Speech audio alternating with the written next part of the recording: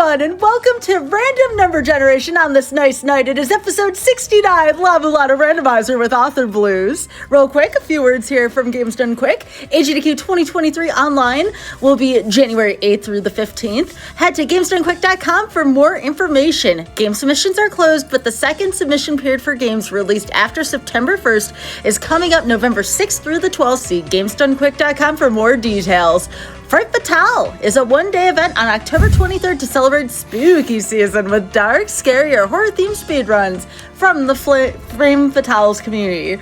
Use !Fright in Twitch chat to see the schedule. And on October 31st, we have a Halloween Spooktacular hosted by Ecdysis and Smooth Operative. If you want to follow what Games Done Quick is up to, use !links in Twitch chat for all things GDQ. And speaking of spooky things, Oth, how are you doing?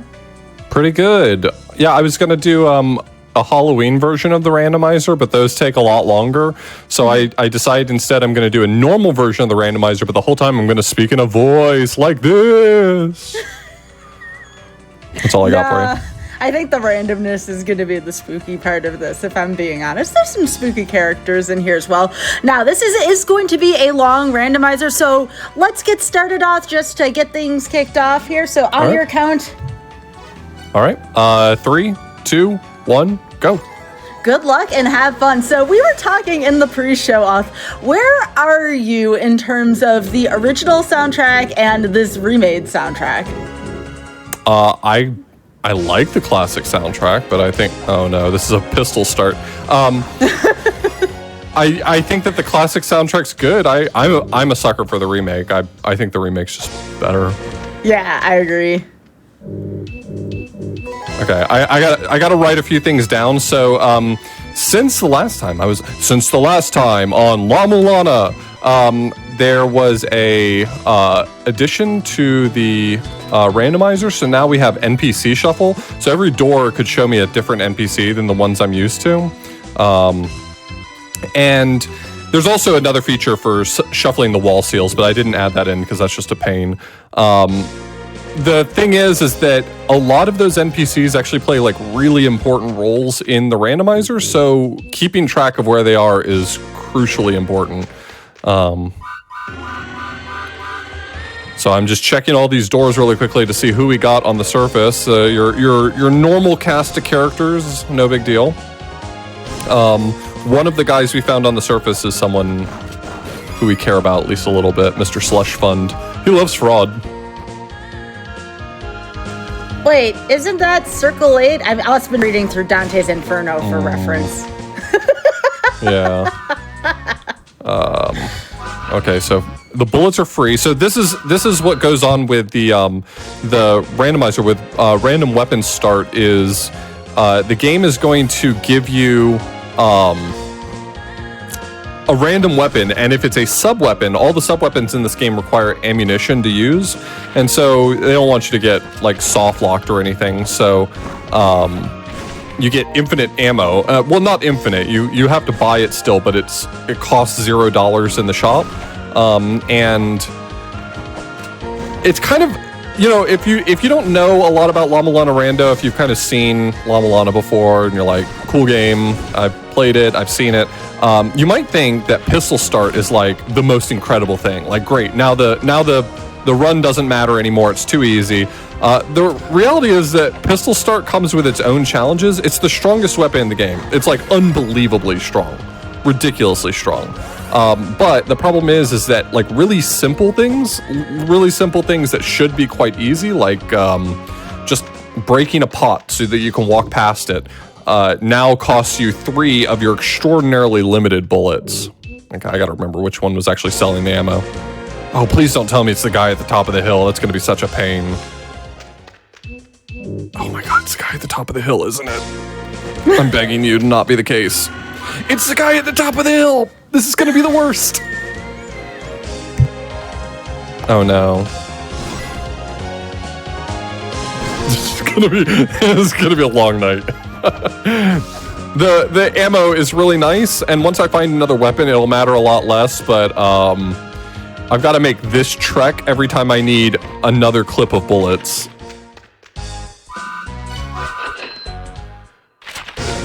Do the pots respawn every time you change screens? Yeah, baby. Let's do it. Yeah, baby.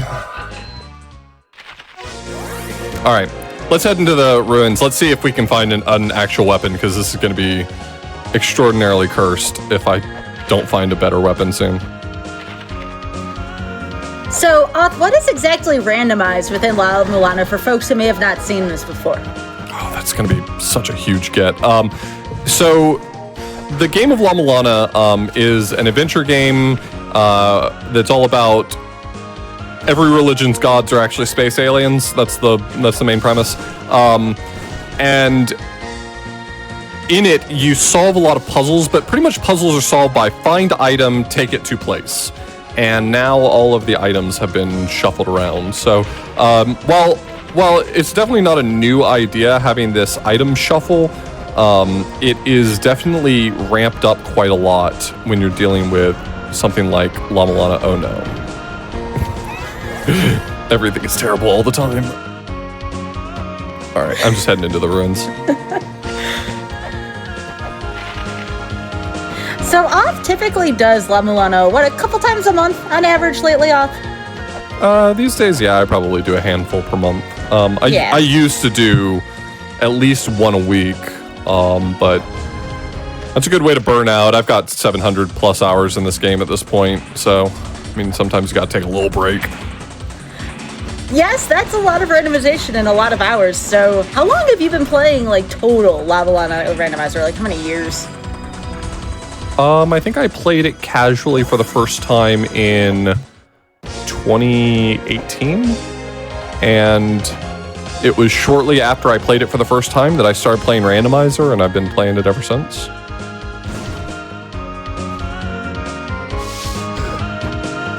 I do want to know, now I don't know if Oth did this in a randomizer, but Oth did a one-hit KO La-Mulana, and that is by far the most memorable playthrough, in my opinion, that Oth has ever done. Yeah, it wasn't a randomizer, it was just the vanilla game, but I did a playthrough of a one-hit KO mod. So if you get touched by anything, you die instantly. I never finished it, actually. It's like right at the very end of the game right now. That's where I left it off. Oh. Because there's like one room right at the end of the game I spent hours just trying to get past that one room. It's just so dense with enemies and difficult to get through. But in general, I would say that I beat some of the most memorable parts of the game. I beat every single major boss. I beat basically everything except for the final boss. And since we're not in any zone yet, I gotta find a weapon as quickly as possible. You said Surface in particular was a very rare start for the randomizer. I know jokes out there like, is this even randomized? Haha. But like, does this complicate anything as far as the randomizer is concerned starting on the Surface? Well, right now, I'm definitely feeling the pain of not having the randomized start location. One of the benefits of randomized start location is in order to not run into issues with not being able to get weights, which are your main way of moving through the ruins, or not being able to have ammunition for your weapon, it always puts a shop right next to your starting point. And so the fact that the closest shop that sells my bullets is like a painful walk away.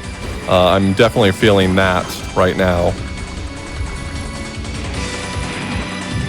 I'm really hoping that one of these early checks is going to give me what I want, because the thing is that there's not a lot that really... Okay, getting health is good. That's health. There's not a lot that really stands in my way with the gun, except for like really simple things, like the fact that just walking past a bunch of enemies saps my resources from me. But aside from that, like most bosses don't have nearly enough health to deal with me having a gun. It's just not. There you go, 2 shots to kill that mini boss right there. Like, the gun is that overpowered. The gun is sort of like the item in the game. It gives you a little taste of it for free or for cheap early on in the game, and then charges you a fortune for bullets, because it's so powerful that it's basically the game's way of saying, like, if you would like to not have to deal with something you're stuck on right now, you can pay this huge fee, and we'll give you a way to skip it. That's essentially what the gun is. So I have infinite ammo. I can just use it all I want to. Is that gonna squish me? Am I gonna get squished? Okay. I'm already out of bullets. This is going roughly how I would have expected. All right, I'm gonna get more bullets, and then we're gonna be back. We're gonna be right back on the scene. No worries. The gun is like ridiculously overpowered in this game. It's designed that way intentionally. It's not like an oversight or anything like that. The gun is designed to be so very powerful, but at such a cost. I mean, you collect money pretty slowly. Most of your big sources of money in this game don't respawn, so in that way, money is somewhat a limited resource, and it costs you about half of the max amount of money you can hold just to buy 6 more bullets. That's how powerful it is.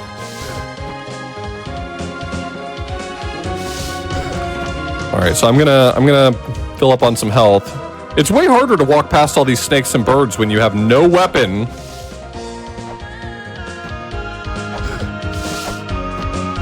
These sorts of seeds, when I generate them, are the ones that make me so happy when I'm playing them on my own stream, because they're just so frustrating in like kind of a good way. Not necessarily the sort of thing I want to see here at GDQ, where I'm trying to show off how cool this game is, and I'm just like, okay, gotta go buy some more bullets.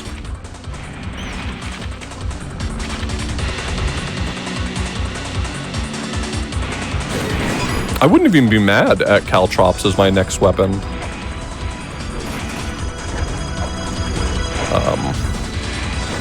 I need to get an alignment here. Not even for glitching, just because that pod is weird. Alright, let me in. Oh, this is just money. But I really can't look a gift like that in the mouth, because the thing is like, I'm probably going to need the money. At some point, the game is going to have some item that I'm going to desperately want, and it's going to be sitting inside of a shop. Oh, great. The waterproof case. In case I want to open my laptop underwater. Maybe I can beat the enemies to death with my waterproof case. Do I prefer La-Mulana 1 or 2? I prefer 1, personally. I like it better. But they're both, I mean, it's like comparing your favorite food to your second favorite food. They're good foods, Brant.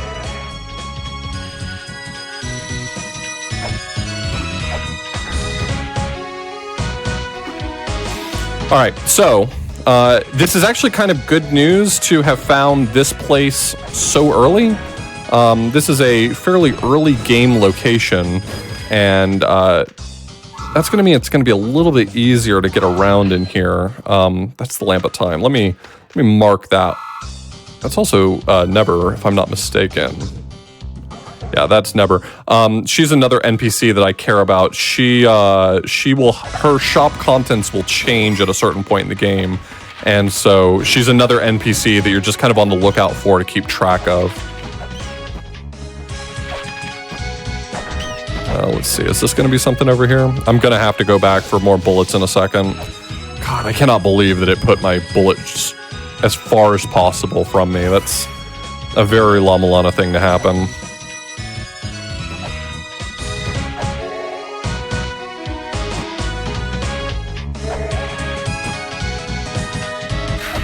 So, what are you looking for next, Oth? What is your ideal Any weapon, item? just any weapon. Any weapon that doesn't take ammunition. Grapple Claw's nice, that allows me to cheat. Just anything. I'm so not picky right this second. You can't begin to understand how not picky I am in this moment. Yeah, this is exactly where I want to be. Let me record a few of these doors really quickly. So Surface took me to Ruin. Ruin took me to Mausoleum, and Mausoleum took me to Graveyard. Hey, guess what we're doing, folks? We're going back for more bullets. It's actually not that big of a deal, though. Like, the thing is the game might not give me another weapon for a very long time. That just sometimes happens. But the reality is that right now I'm dealing with the downside of having my bullets located at the least convenient shop on the surface. And what'll probably happen if I don't find another weapon soon is I'll probably first find another shop that is selling bullets somewhere in the ruins that'll be more easily accessible. And if I have another place where I can get bullets a little more easily, then I'm in just as good a shape. It's just the sheer inconvenience of having to walk that far, like 45 seconds, 60 seconds just to refill 24 bullets is just excruciating. I can't think of another word other than excruciating.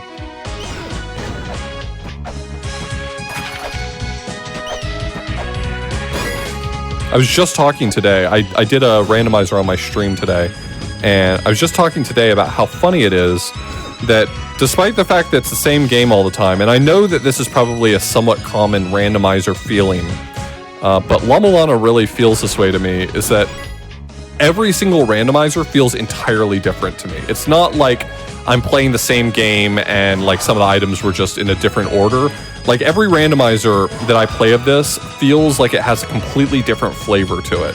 And this is it. I feel like this is just further making my point. I've never experienced a randomizer in all my years of playing it where I had this specific result, where I had guns start with the least convenient shop, making it like a specific chore just trying to refill my weapon. Yeah, I did find another weapon. Yay. Unfortunately, it's an Ankh Jewel, which is hardly what most people would consider a weapon. But, you know, the randomizer provideth. The Ankh Jewel does deal damage, just not in a way I care about.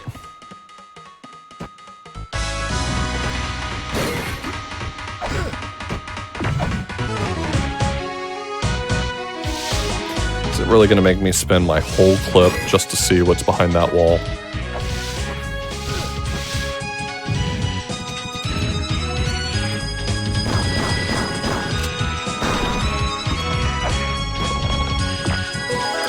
Another weapon, but less convenient than the previous ones I had. Another weapon, even less. Okay, this now I feel like I'm being punked.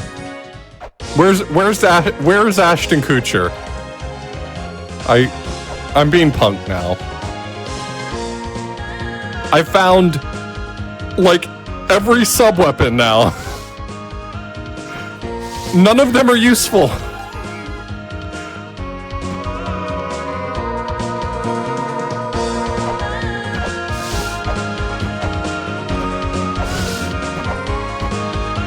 So the answer is just going to be you need a weapon until you find a weapon. I just deeply need a weapon right now. I mean, in general, the randomizer is going to show itself for a little while. It's hard to really say what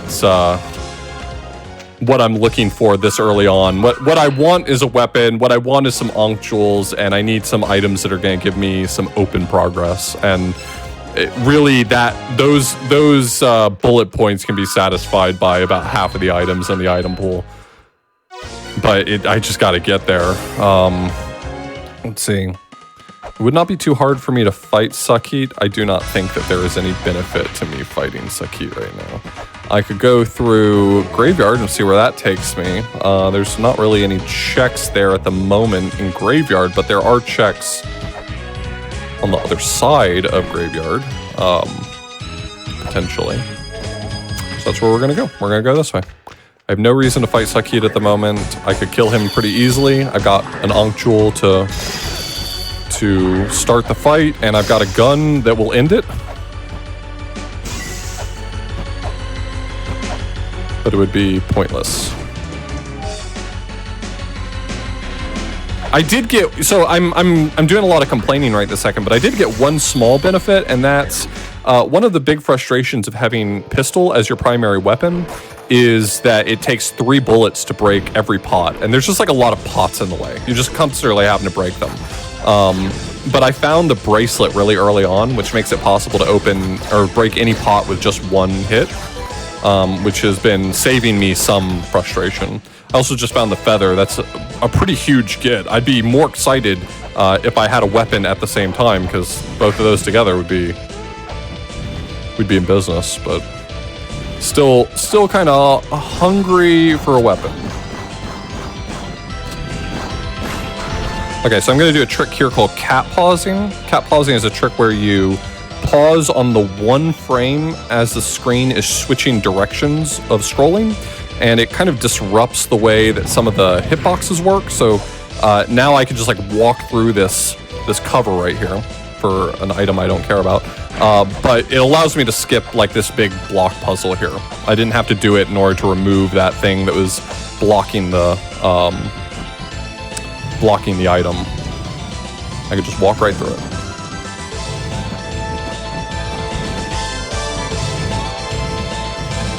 Feather is pretty big. In terms of like importance of items, feather is perhaps one of the most important items I could have found. It's just that everything is tempered through the lens right now of having not found a good weapon at the moment. But it will get better, I promise. Probably. Probably? I mean, it's not impossible to think that all of the weapons in the game might be extraordinarily late. There's only 1 boss in the game that requires you to beat it without, it's required that you have a main weapon, like a real weapon to fight it. Okay, well, I ran out of bullets. That's a cool thing. So it would be entirely possible in logic for the randomizer to say, you have a gun, what are you complaining about?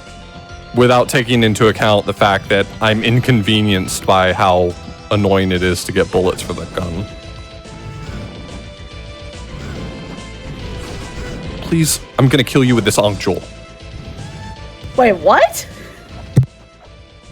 Yeah, the Ankh Jewel deals damage. It's actually like, if you want to be extremely liberal with the term, it is technically a quote unquote weapon, but not one you'd really want to use. No one would ever want to use an Ankh Jewel as a weapon in this game. That would be you'd be a fool. You'd have to be a fool for that.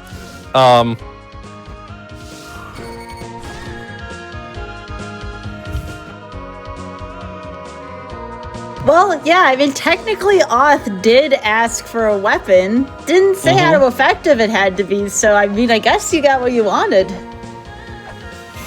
Let's not say I got what I wanted. I would say that I got what I asked for. The monkey paw curled, okay? I'm not saying that what I got was something good.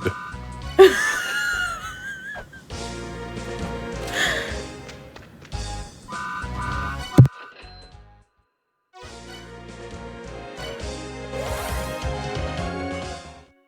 know what? I think somebody in chat put it best. It's the slapper of La-Mulana going back to GoldenEye.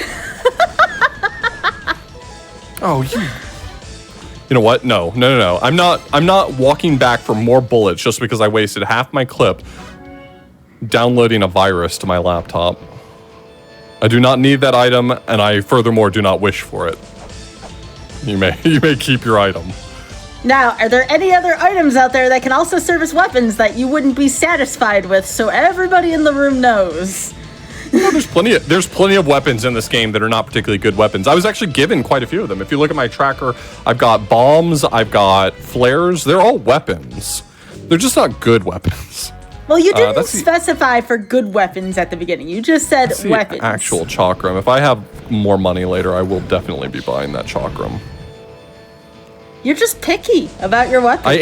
I am picky. So the problem is that in the randomizer, and this is the case with a lot of randomizers, but in the randomizer, a weapon's not in logic until you found the weapon and a place to get ammo for it. Like, just me having bombs does not actually put bombs in logic, because if I lost them all, then I'd be hosed. So right now, a lot of those weapons I have, they're not really useful to me right now, because while they may solve my problem very temporarily, I'm just going to spin the bombs and be right back where I started. So I'm treating them like I don't have them at the moment. All of the weapons, well, most of the weapons in the game also serve as like tools for puzzle solves. So like there's puzzles that you have to solve with bombs, and there's puzzles you have to solve with flares. So I'm saving them for that. They're not weapons as far as I'm concerned.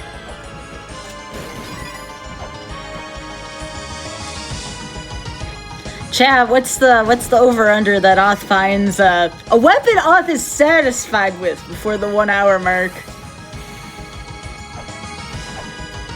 I'm getting a little more mobility, so I'm not as stressed about how hard of a time I'm having. Oh, okay, that's great to find. Let's see, this is bottom of endless.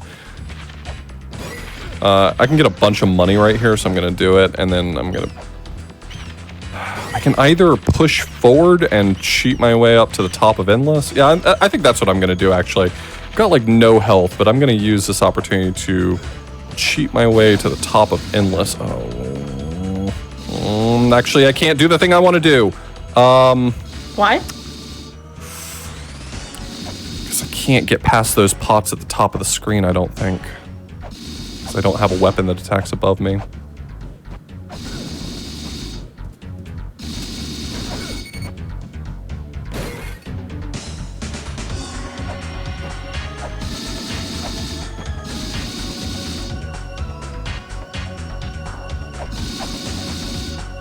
Wish this tiny little horse would stop chasing me. Leave me alone, tiny horse.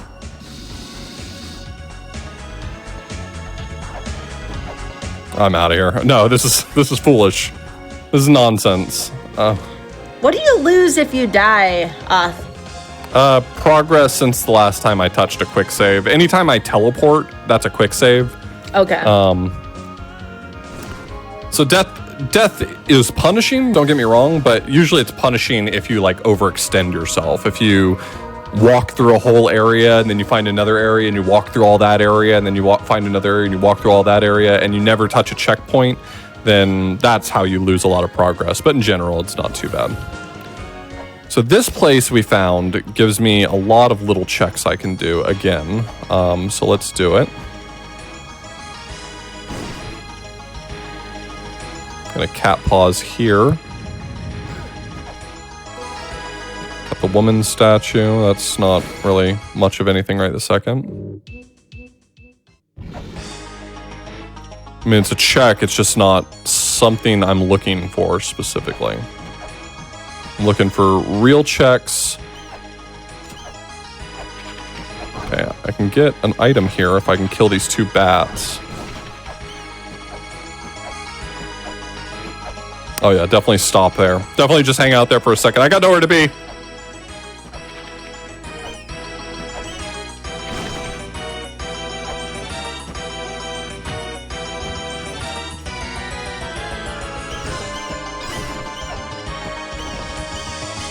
Okay, fairy clothes are a really big get right now, actually. Fairy clothes make me take 30% less damage. So, at the moment, I'm not going to complain about that. I'm trying to remember how using bombs to get into Moonlight works. There's a trick to it, and I'm trying to remember it. I think in this scenario, I can just throw it at the ceiling.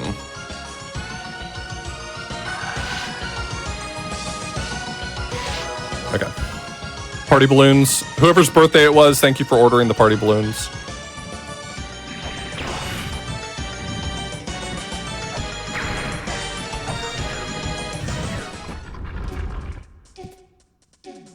I can get a bunch of money over here as well. Guess if I've got feather and...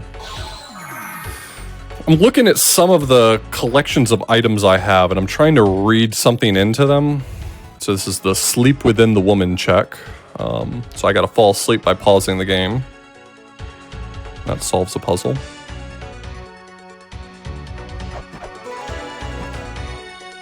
I'm trying to follow the logic of this. So usually I play this with glitch logic, so there's really not a lot of... There's not a lot to look at and try to discern meaning from, but here I'm playing without glitch logic. So when the game gives me, let's say, 2 items that together give me a check, I'm trying to think, is it trying to, like, did it accept this seed because it fits the criteria that it needs? And in that case, the answer was no. Let me do this check first. It's just money. Please don't hit me.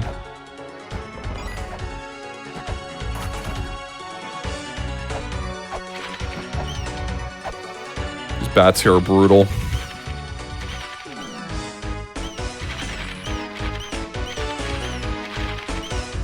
They will mess up my plans.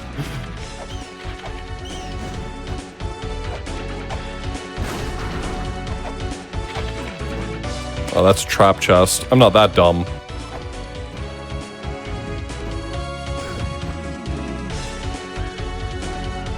Or am I?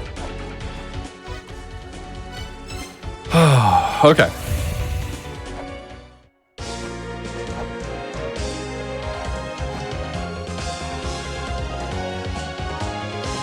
So, about a half hour in, I don't think Oth has yet to find something he's truly satisfied with yet.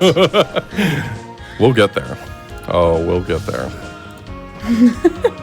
I know, jokes aside, I know you found the feather. I know that is a big deal. Yeah, that's a pretty huge deal. It gives me a lot of mobility, solves a few puzzles, but just in general, it keeps me alive better, which is worth the price of admission.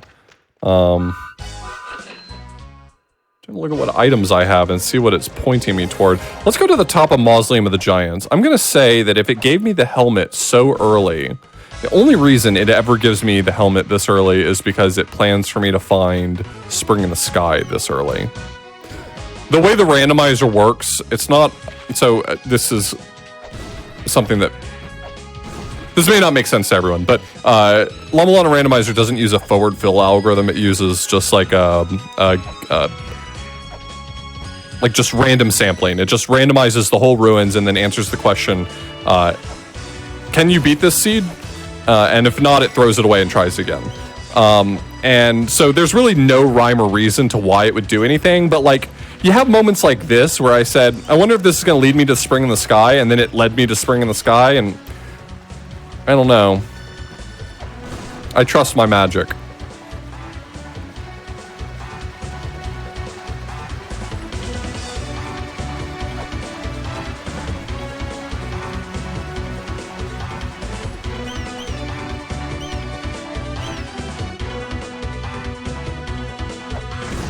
Okay. Okay. What have you got going on here, buddy? The hand scanner. Okay, I mean, that's not nothing. That's actually a pretty valuable check. It's not a weapon, though. None of these are weapons. I'm gonna come back to... Wait, who is that? Oh, your little brother. Okay, I'm really glad I walked back in there. I was about to mess up bad. Little brother's another one of those NPCs that you're always on the lookout for. He has a puzzle associated with him where if you buy enough stock from him, it makes another shop appear somewhere else in the ruins. So if you happen to walk right by him and not even realize that's the little brother, then you'll regret it 3 hours into the seed. Ask me how I know. That's the opposite of a weapon. That's an item that takes me to a place where weapons are desperately needed.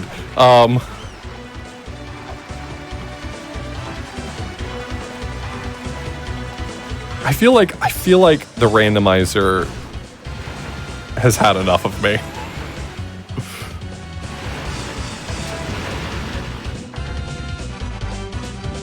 Let's go this way.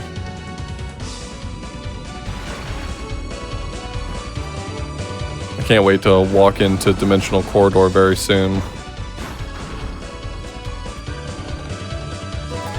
That's also a weapon that takes ammo. You're not helping. You're making it worse.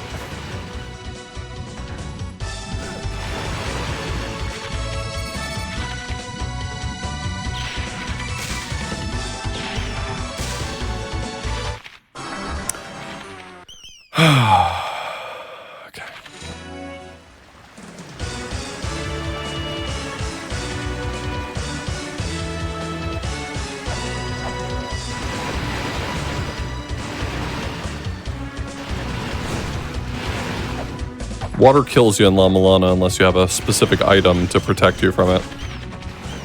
I did not, at that moment, have the specific item to protect me from it.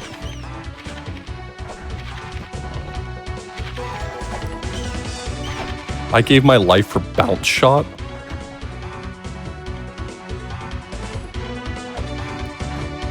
This game is already fairly player hostile. I mean, the closest thing I can compare it to is the way that people think about like Kaizo hacks, where the game is designed to elicit a certain degree of frustration.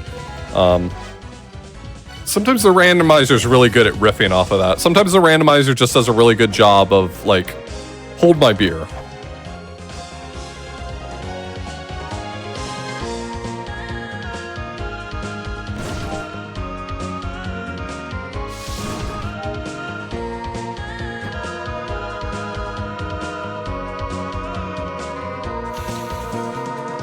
Delightful hot springs.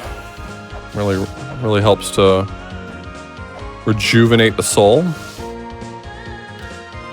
The thing is that all the items I've found so far in this seed should make me ecstatic. I've started with the pistol. I found a good seal. I found the grapple claw. I found the feather like really early on. Just I don't think it's asking too much to want a weapon.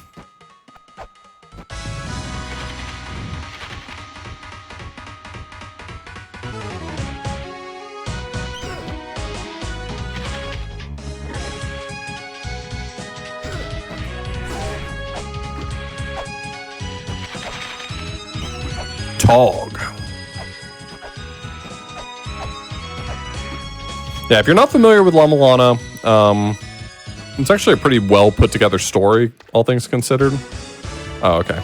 Could not remember because I didn't write that down. This is why you got to write things down, is because if you don't, you will retread paths a lot. Let's go up this way. Going down is only going to take me another route to Temple of the Sun, which I've already been to and isn't that big of a deal. If I go this way, however, I have the helmet really early, which was a comment I made earlier. You need the helmet to make any progress in Spring in the Sky. The helmet lets you walk under these like waterfalls without trouble. So you need it to get through this portion right here to make any progress. And so the early helmet really pointed to me that it wanted me to make some progress in Spring in the Sky. Again, that's probably just more or less hokum to think that the randomizer's communicating anything to me, but randomizer, if you're out there, I'm listening.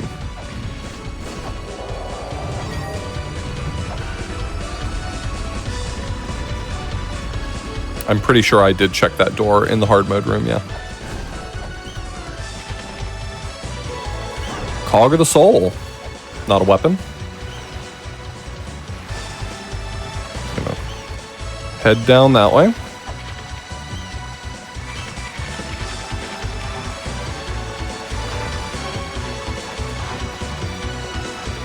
I think Oth knows me well enough to know what happens with randomizers on my show. It's not that much of a secret. Are you saying that I can blame you for this? I mean, a lot of people do. I wouldn't do that. You're not the boss of the random number generator.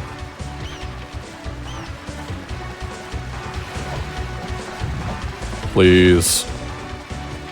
Nothing. Another piece of software I don't care about. I don't have that seal. If I had the lamp, I could glitch through there, but that's not really going to help me right now. Let's check the last few lingering checks on the surface. And then I have a few other directions I can press forward in. Spring in the Sky has the downside of if you don't find anything there, you're kind of out of luck because it's not like you can just walk through there into a new place and continue making progress. It's a little bit of a dead end of its own. So if there's nothing there, then it's all for nothing.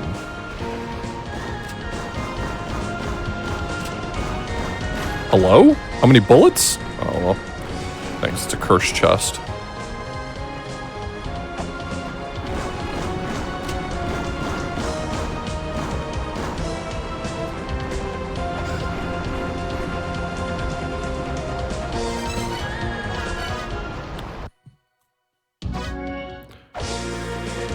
So the money there was nothing. I have at least one other check I can do on the surface that the helmet gives me. And then I'll push in a few other directions. Things are still not dire. The thing is that I have a lot of options for what I can do. But this seed being generated without glitch logic on does also point to the fact that a lot of those options I have are ones that shouldn't be in logic. So kind of trying to figure out where the thread of logic is in the randomizer itself. Again, not that that really matters all that much, but it's kind of interesting to know. All right, let me do the surface hand scan here. There's a skeleton on the surface that you can scan for an item. And then I guess we're gonna dig into sun, I guess? Just a wait. Thank you for nothing.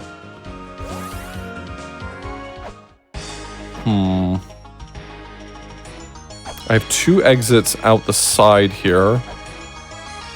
I could head into Twin Labs if I killed Elmac. I have a Ankh Jewel. I kind of don't want to spend the Ankh Jewel. The thing about the Ankh Jewel that I have is that while it's a productive way to open chests and deal small amounts of damage, it's also the tool you use to start a boss fight, and you consume it that way, so I really don't want to lose it as a tool.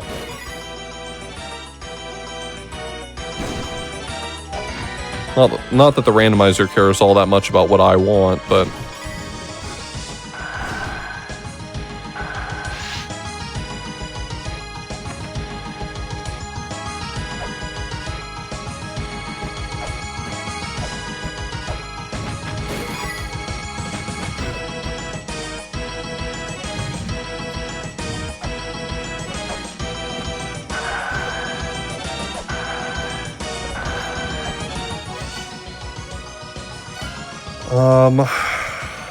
Alright, there's a few other checks I can do here.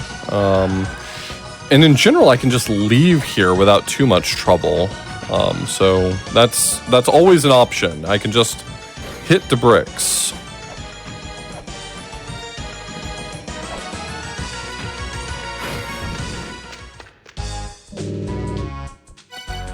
I'll take bomb ammo. I mean, that'll at least give me a check I can do.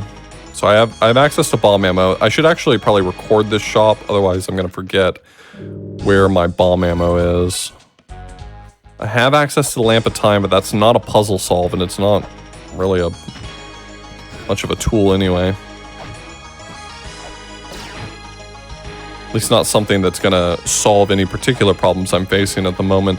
I'm gonna I'm gonna get the quick save by hitting that, and I'm going to go down and spend 5 of these bombs to open up a chest and see what it gives me. There's a hidden chest down here in the pyramid that requires 5 bombs to open. Maybe I'll get lucky and that'll be something I want. I mean, you have to understand, like, right now, if I were to rank this seed, I would say that this is like a D tier seed. You know, it's pretty not good right this second. All it's gonna take is like one okay weapon, and it's gonna turn into like an S tier seed. But we gotta find the weapon we're looking for in order to get there. Temple of Moonlight gives me 2 places I can go.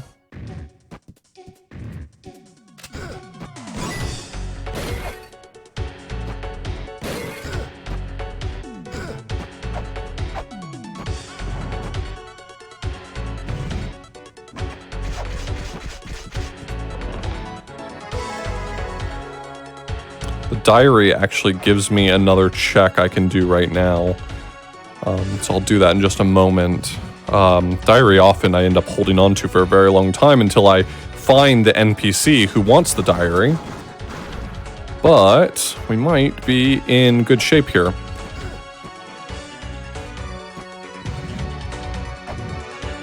There's no guarantee that the check I'll get for it is going to be any better than any other check would be, but... that's not good.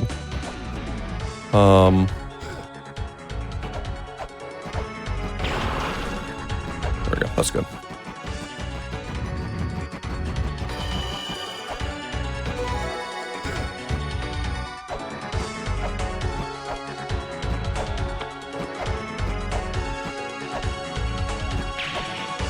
That is a main weapon check. Okay, let's turn the diary in really quickly, and then I've got more directions I can head. We're doing okay still. We've got a few options on hand. Miracle Witch doesn't really do a lot for me there.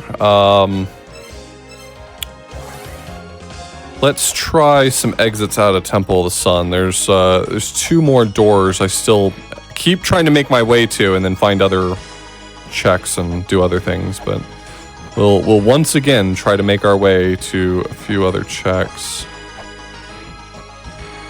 I'm worried about how much ammo I have on me right now. It's not a great situation, but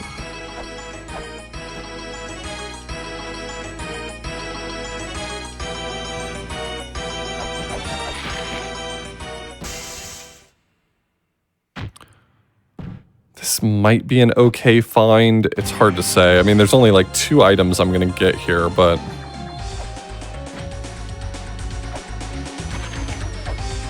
okay, that's one of them, and it's just money, so we're not off to a great start. The ruins are extremely spooky, and the thing that's most spooky about them is sometimes it's very hard to find a weapon.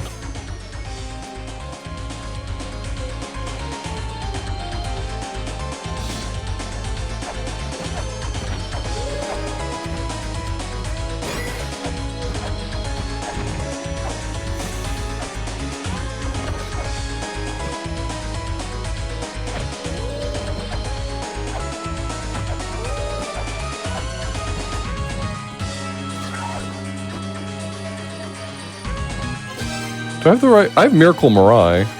That gives me access to this dev room here I can check. Okay.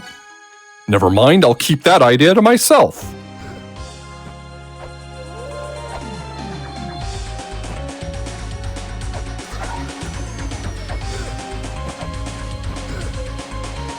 Well, besides the obvious weapon, what else are you looking for here? I have to keep saying that. Yeah, no, you're fine, you're fine.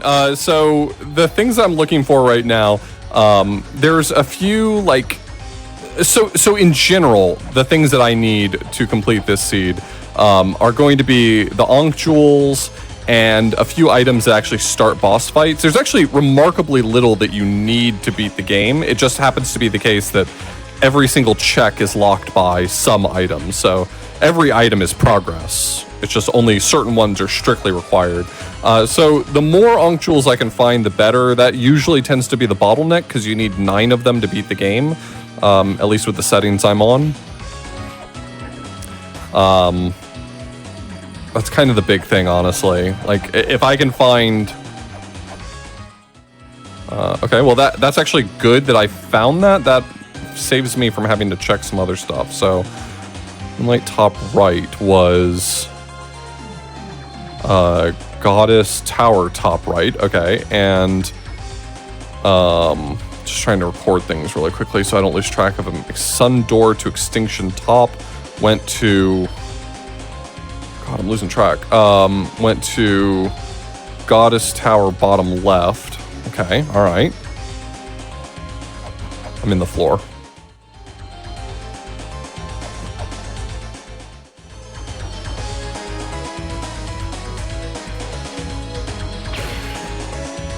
That didn't go the way I wanted it to.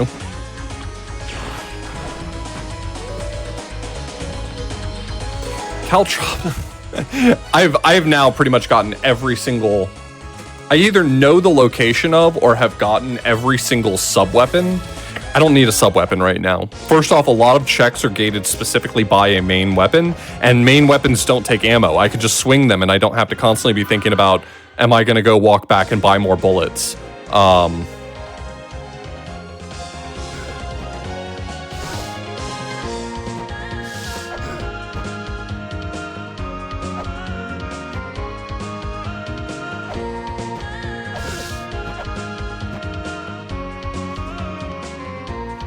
It's a great weapon, don't get me wrong.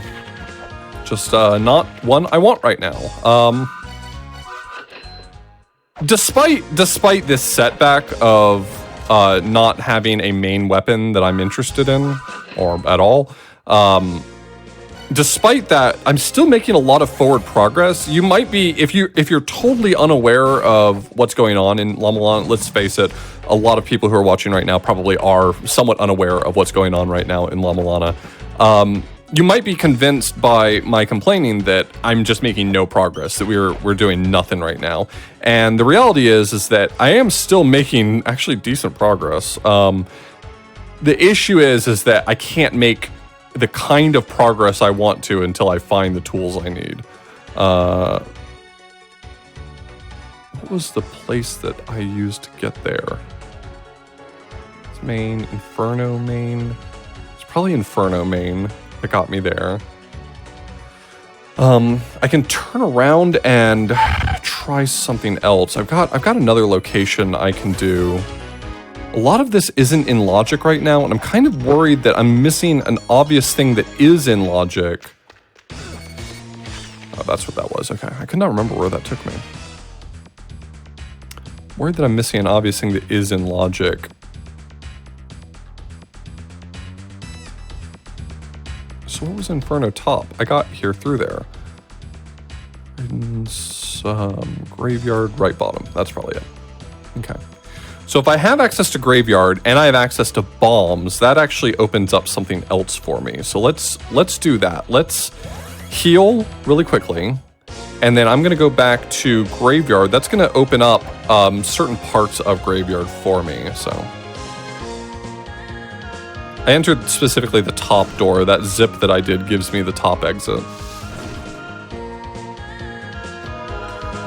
I mean, it would not be the first time I've done a seed where I get every single sub-weapon before I get any main weapon. I mean, the most recent April Fool's randomizer was you never get a main weapon. So I mean, it's certainly not unheard of. How long would a Halloween stream would have taken you, Ath? You were talking about that at the beginning.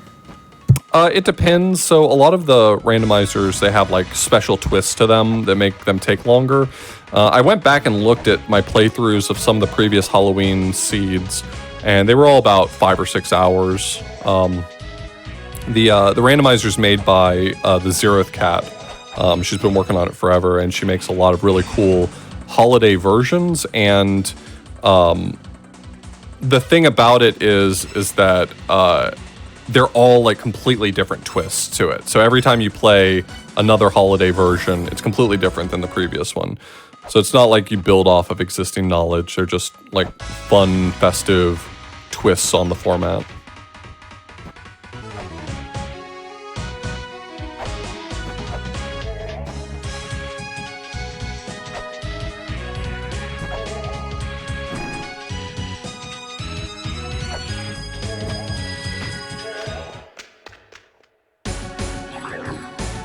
Okay, so since I'm here and I know that bombs are in logic because I found a shop that sells them. If you can buy them, they're in logic. The randomizer doesn't care a whole bunch about money.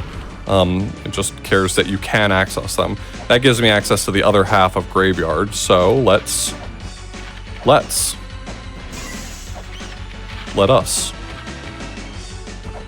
That's money. That's not good.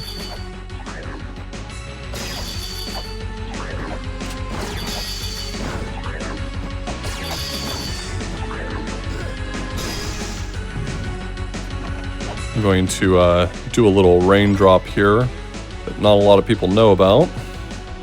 So it'll actually take me to a weird place. To the top of this hill. For the Grail Tablet, which is a great thing to have. It's my warp point in this zone. There's not a... Fine. Graveyard, Grail. Takes me to Extinction, bottom.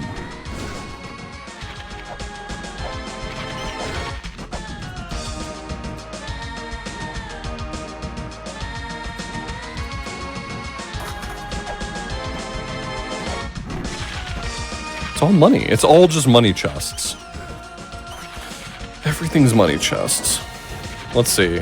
There's the mini-boss Hekakonkeres down here, and he'd give me an item at least.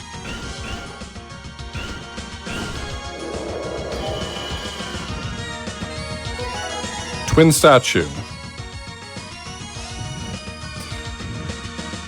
This is a comedy. That's what this is. It's a comedy.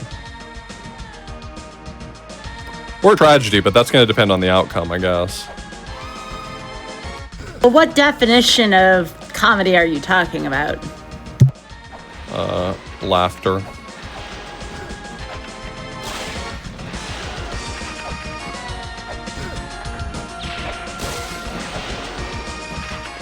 Sell me something.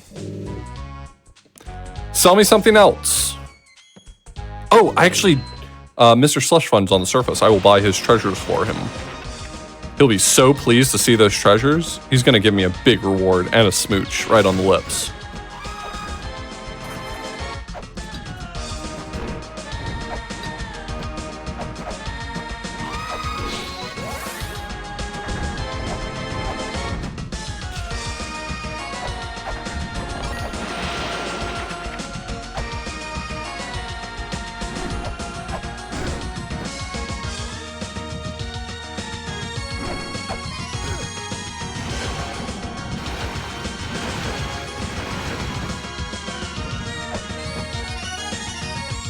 All right, so let's see where this takes us. Some were good, not that great. At least it's peaceful.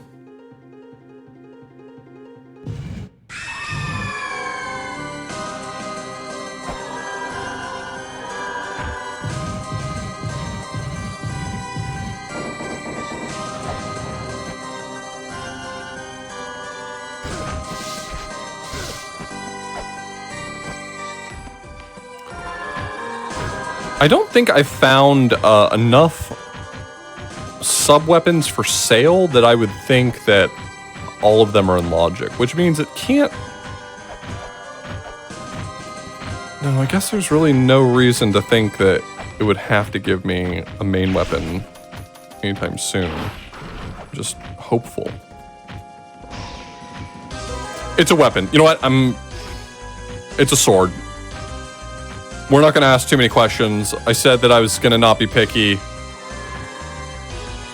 I'm not going to be picky. I have a weapon now. Are you sure you're not going to be picky? Because every other thing it's a really bad sword. As far as swords go, not a great sword. That's just not pleasing you. Yeah, I get that a lot.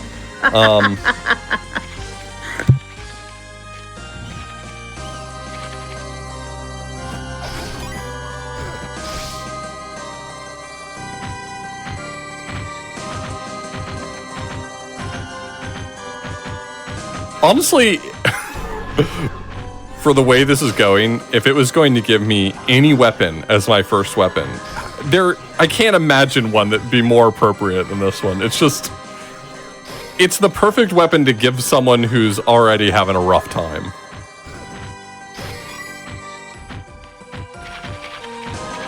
The monkey paw, I did not know it could curl twice, but today we learned.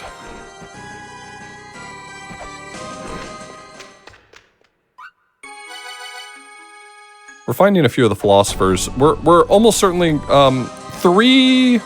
No. So several of them are worth checks. Like they give us something for finding them. But one of them is strictly required to beat the game, even. So it's good for us to identify where the philosophers are, even if they're not awake and ready to chat with us yet. They're still napping. All right, so I've hit a bit of a wall here. I'd like to see if I can get to the Grail tablet at least. It's a bit of a big ask because of how much health I have left and how far I have to trek to get there, but I think it'll be worth it to me if I can get there. Because it'll give me the warp location for this zone, so I can come back here more easily later, rather than having to retread this path. 16 HP in a dream.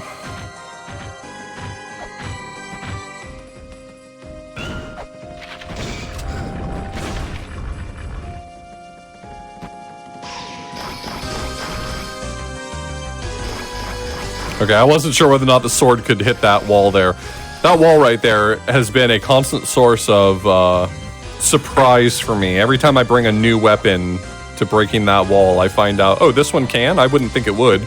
And this one can't? I would have expected it to.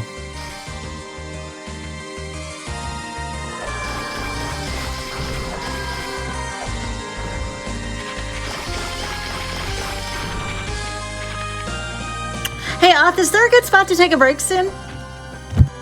Anytime you want. Okay, we're coming up on about the 1 hour mark, so if you want to find a place to pause. Okay, let me grab the Grail tablet here, and then that would be maybe the perfect pause location. I'm probably about 30 seconds away from it. Okay, sounds good. Yeah, we'll be taking a 5-minute wellness break or so just to get up, stretch, hydrate, etc.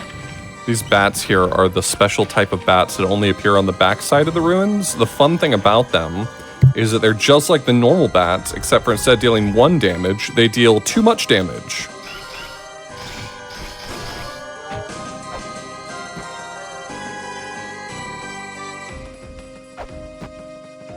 All right, there we go. That's my pause location. All right, there you go. We will pause the timer for you. And really quickly here, before we take our wellness break, please remember that your subs, Prime Gaming subs, gift subs, and bits shared on the GDQ Twitch channel help support Games Done Quick, both with Hotfix and GDQ 2023 costs. So please consider subscribing if you enjoy the daily GDQ content. And with that being said, everyone stretch, hydrate, and we'll be right back with random number generation.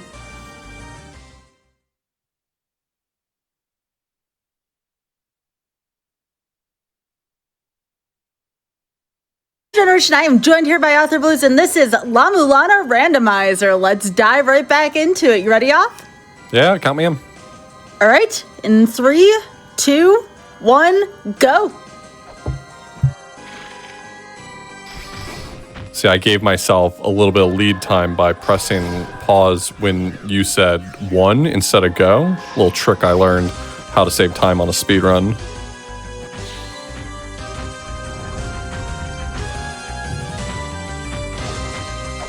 Okay, so we're here just doing a few like quick puzzly things in this zone. It's actually kind of nice that I found this direction. This is a little less work for me to get to here from this way, so that's nice. That's kind of what we want to see. We're trying to make up for some lost time. So right now, what we'd really like to see is clear off some things on our checklist without having to pay too much for them. Like in that instance, I discovered an area by coming from the other direction, and that meant that I didn't have to go the long way the other direction. So let's see. I'm gonna mark some stuff off while I'm here trying to heal. Bottom left of graveyard, connected to illusion above Chiyu. Yep.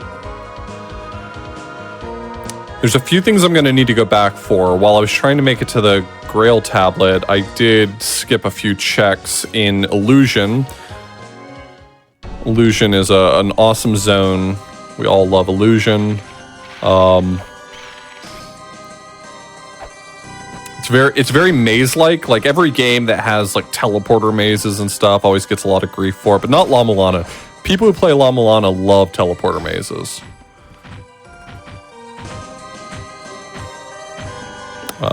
Where do I want to go from here? I guess I can just kind of raindrop down. This'll have to do. That's fine. Yeah, whatever. Like I said, we're not picky anymore. We've left that part of ourselves behind. We've grown beyond the need for pickiness.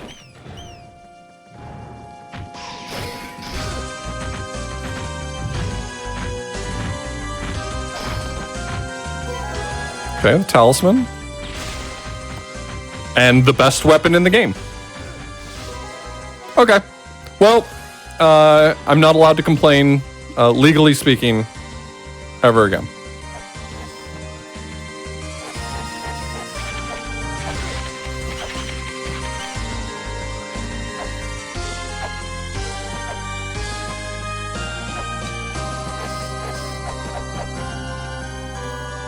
All right, so let's see where some of these paths go to. I now have no reason to be upset because In addition to all the great stuff I found earlier in the seed, I have now found the strongest main weapon in the game. The only thing I really could want, the only thing I could ask for right now is a main weapon that can attack below me, because there's some checks that require that in particular, like that specific configuration. But aside from that, we're in really good shape right now. I have the grapple claw, which allows me to range drop anywhere I want to. I have the feather, which allows me to double jump, which is really great for both mobility and for getting to certain types of puzzles. I've got the best sub weapon in the game, the gun. I've got the best main weapon in the game, the flail whip. I'm living my best life right now, okay? That's what I'm trying to say. There's nobody who has it better right now in 2022 than Author Blues.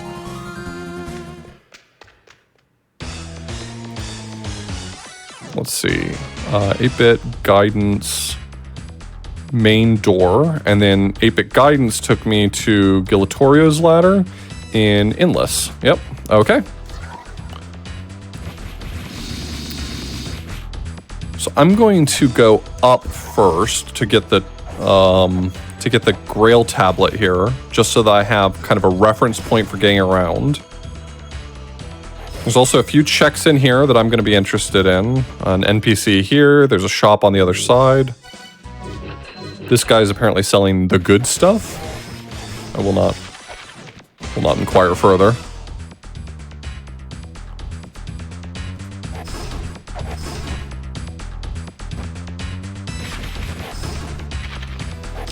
Going through this door is all it takes to open that chest. That's the puzzle solution.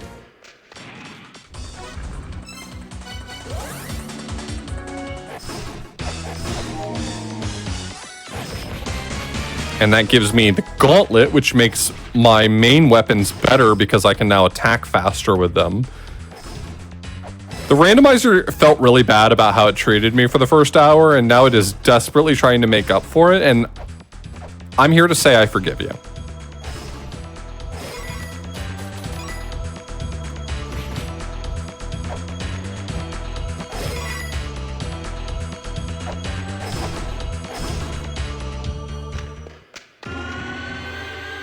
Okay, so we have found our way to the backside of Birth.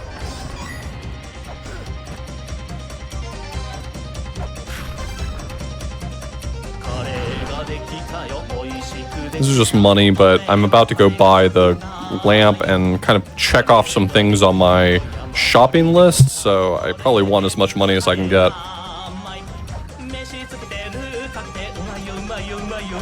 So, I have a question. What are you currently doing on your stream right now? You mentioned you had done this a couple times a month, but I know you stream a lot. What else have you been working on? So I've been doing a lot of variety stuff for a while. This month I've been doing just some spooky games, I would say. I mean, the standard fare for streamers right now is trying to do horror games for October, but I don't really like horror games, so I'm playing a bunch of spooky styled games without jump scares because I'm a baby. I've been working on a bunch of other stuff too. Right now I'm playing through Majora's Mask.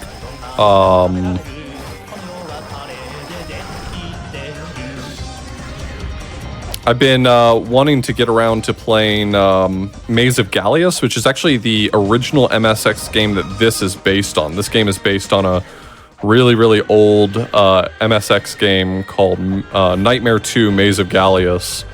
And so I'm probably going to try to play that either at the end of this month or at the start of the next one.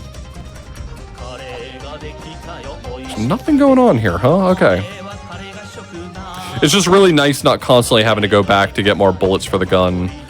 Or it's so freeing, you know? I'm my own man now. I serve nobody but me. Plane model, I can take that back to Tower of the Goddess and basically unlock all of its doors. Plane model opens the doors. And a place that I'm not in love with seeing, Dimensional Corridor. Dimensional Corridor is one of the last areas in the game, a grueling mini-boss rush area, followed by probably the hardest boss in the game. But we're so well outfitted at this point, like, it's honestly not that big of a deal. So maybe we continue the tradition of this being one of the weirdest seeds I've ever played and beat Tiamat for our first boss.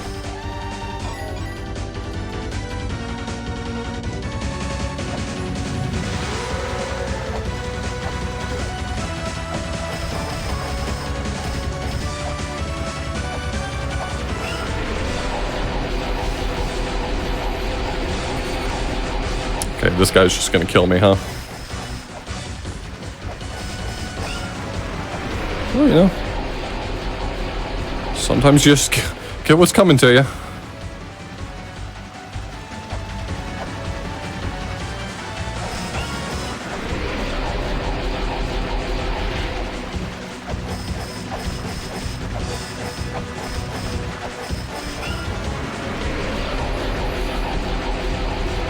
Leave me alone. God, he's terrifying. Okay. So he's dead. Let's see who is hanging out here in this door. Your friend? He gave me a health orb. So now I'm healthy again.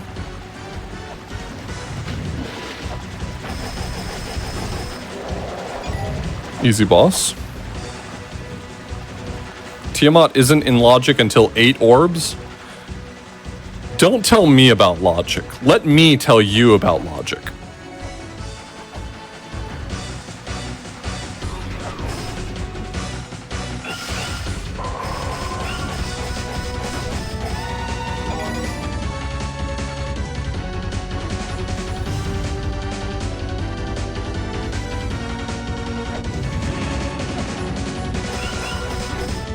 I don't have a shield right now. I'd love a shield. Gosh, I'm just thinking about what I'd do if I had a shield right now.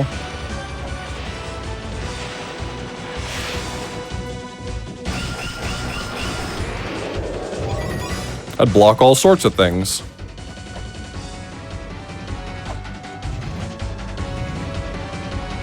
Excuse you? Didn't I have the dimensional key? Did I lose it and not get it again? Oh, beans. Oh, beans.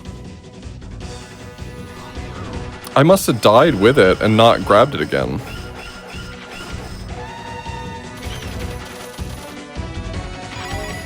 Oh, free money.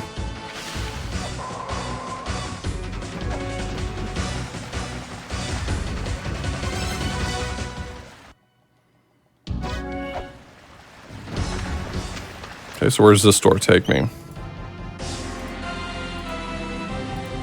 To a good song. Yeah, a much better zone. Actually, kind of grateful to find this. This zone just has a ton of easy checks, and right now we'll rack up the W's anywhere we can.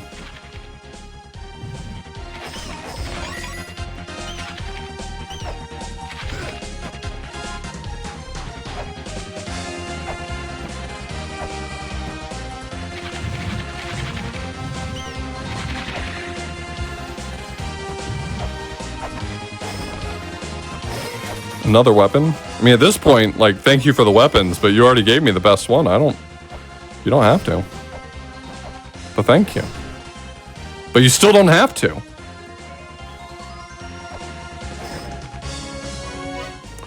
Okay, so I was gonna go back and grab the...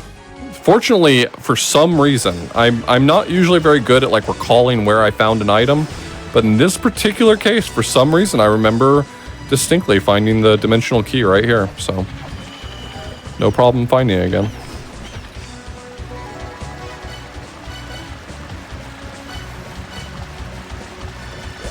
Alright, so we're in gated guidance. Let's see what else we can find here.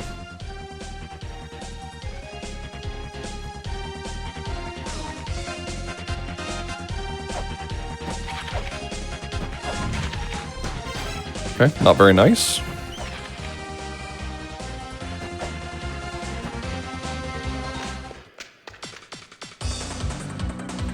This is the top of Ruin.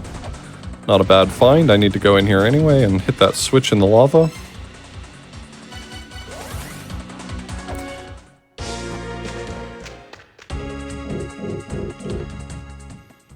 gonna turn in the talisman really quickly. I'm pretty sure I already turned in the diary and he gave me like nothing for it. Yeah. Thanks for nothing, dweeb.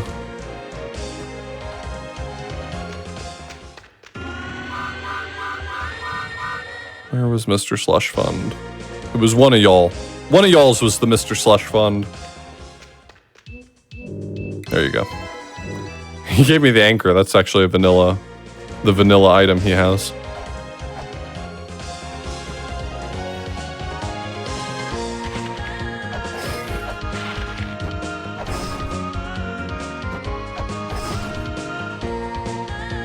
You've seemed much happier since you've gotten the whip.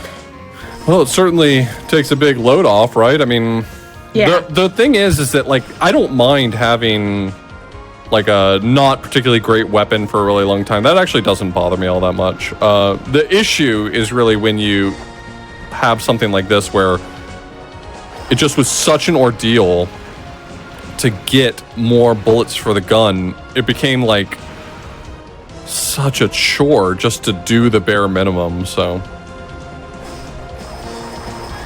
Yeah, I noticed that while you are on a ladder, you can use that whip, whereas before I know you were struggling. Yeah, it can be difficult to use a lot of the items in more general circumstances. The whip's really versatile because it can hit above you, behind you, in front of you. Its arc is pretty convenient, so... I don't have the key, but technically I do have access to the area below me right now, so I'm gonna just I'm gonna do a zip to get in here. This is like my favorite trick to do because it's so weird.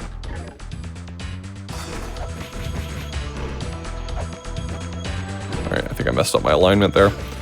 So I need to use the screen to get like the perfect alignment. And I walk over here, stand from a very specific spot, I try to jump and land right at the base of the door. I clip down.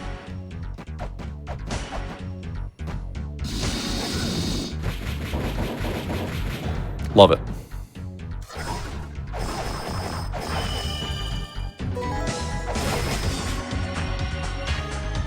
Oh yeah, I totally forgot that that finding the axe actually gave me a main weapon that can attack below me now. So I'm in really good shape for those checks. There's a lot of checks that kind of are directional, like it matters whether or not you're able to hit above you or below you or something like that. And the axe, even though it wasn't a better weapon, it did give me something I was lacking, which was the ability to hit below me with a main weapon, so. Just like the katana. Okay, now it's just gonna give me every weapon. Game's like, you want a weapon? You got it, boss. Let me go buy the lamp. Actually, now would probably be a good time while I'm thinking about it to check everything off my shopping list. So, there was a sacred orb, flare gun ammo. The chakram was in Inferno Cavern. Temple of the Sun is where I can buy more bomb ammo. That's pretty nice. Let's head to Inferno and buy the...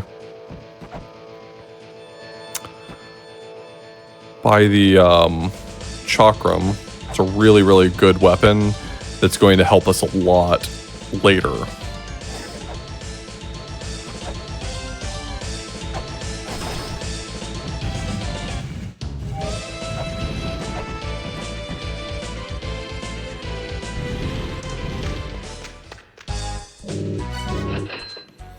Okay, so I've spent some of my money. My lamp is not filled right now, so let me go fill it, and I can actually use this to get to a boss. We'll go ahead and fight a boss. I kind of just for the sheer fun of it, I kind of want to fight Tiamat first. It just feels so apropos to what we're doing here. And I'm pretty well stocked, honestly. Like 160 health is not bad. I beat Tiamat one-hit KO, so I think I can beat her with 160 hit points to play with. Still no shield. This boss right, or this mini boss right here that I'm fighting at the moment really benefits from having a shield. So you can block his dashes.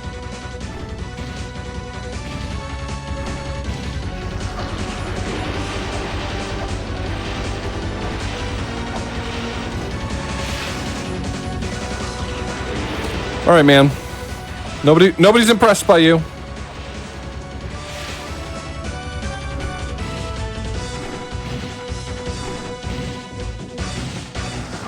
I'm begging you to fight me, you coward.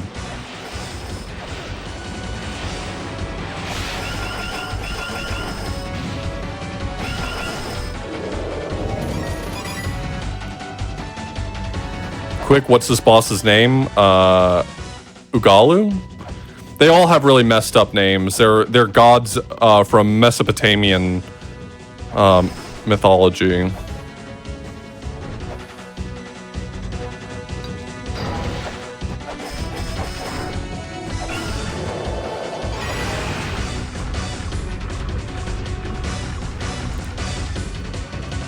Can't you dash like that?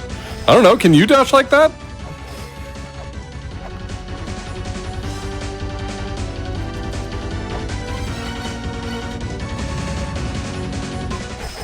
I'm not chasing this guy around. I'm just freezing him.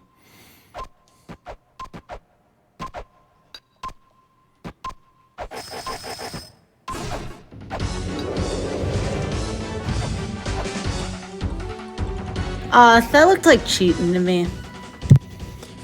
For a really long time, I never really used the lamp very much as a tool in the randomizer. I don't know, like some sort of weird pride made me feel like I needed to beat every single enemy and boss legitimately, and then after a while I just realized the ones that suck, the ones I just don't want to fight, I don't have to. I could just freeze them and be done. And I gotta tell you, that new perspective, so freeing.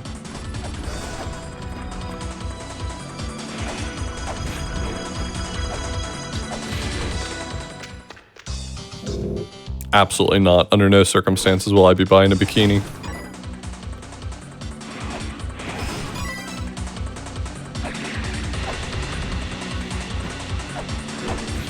You know what? For the fans, I'm going to put on my costume.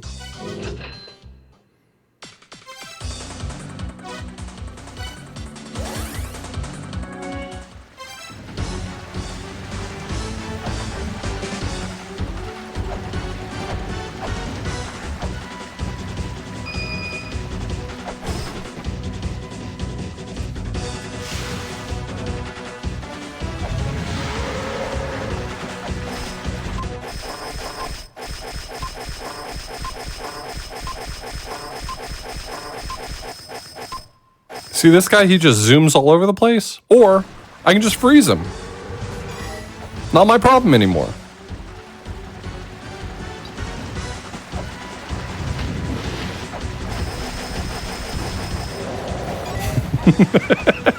Everyone's looking at LeMayza. Oh no, he's hot now.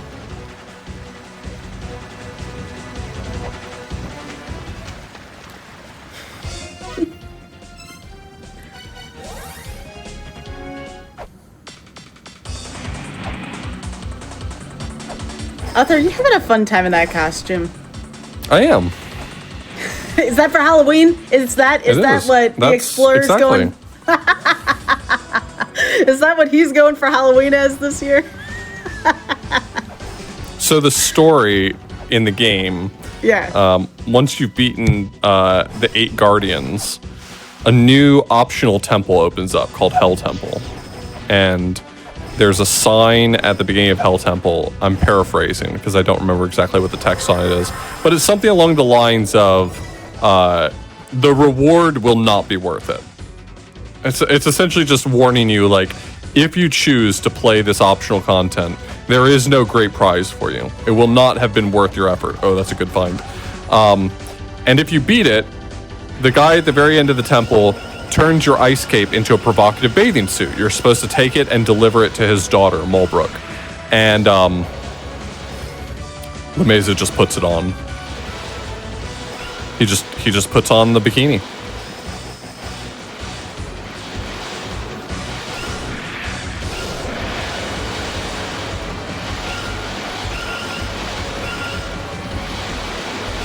This looks really difficult. Like, this section in particular looks really trying. Yeah, this is the boss rush. This is a very late game area. This would be the last boss you would fight before you went to the end of the game. I just happened to get access to it early, and I said, hey, you know what? For the fans. Is that why you put the bikini on, too, is for the fans? The bikini was for me. Oh, okay. I just needed the distinction.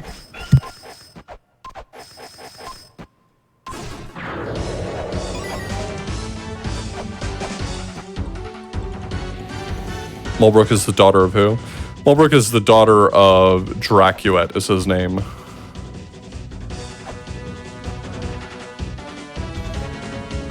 It's an optional kind of secret area, so if you've played through La-Mulana, it's entirely possible that you wouldn't have ever discovered that whole portion of it. It's actually quite cryptic to even find Hell Temple. Like, it's so cryptic that I don't truly believe anyone in current era has access. I believe it's been quite a long time since anyone has accessed Hell Temple of their own strength. I think these days most everyone has looked up one or many parts of the process to enter Hell Temple. It's just very complicated.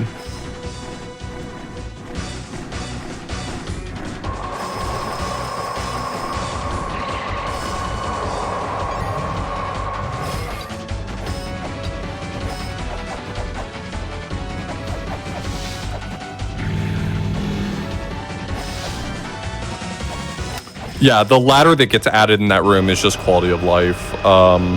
You don't specifically need it. If you've killed Ushimagalu, then you can still make it up there. It just becomes way more complicated. It involves like a time stop bomb boost off of an enemy to do it consistently. And basically, it's just not fun. There's nothing interesting about it. You either know the specific technique to do it and you can just bring the items in there and just do it, or you don't know the technique and you'll never get it. And so the randomizer just puts a ladder. All right, let's see how little health I can lose. I'll probably lose a bunch. I'm not going to play it quite as safe as I would typically in... Like if I were doing one-hit KO, I'll definitely take a few laser hits. With one-hit KO, a lot of it is like just knowing to be patient so that you can avoid being in midair when the lasers go off, essentially. And I don't have a shield here, so I'm definitely taking some hits right here. Well, at least it's not one-hit KO. At least it's not one-hit KO. Hey, you want me to come back on and do one-hit KO for you? I mean, that could be That's funny a joke. for That was just a joke. Oh. Neither of us would be having a good time during that, I assure you. I was thinking for Mercy Kill.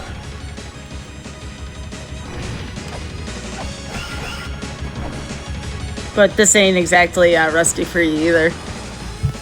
Well, one-hit KO is something I've never beaten because it's so miserably difficult. It's only been beaten by a handful of people to my knowledge.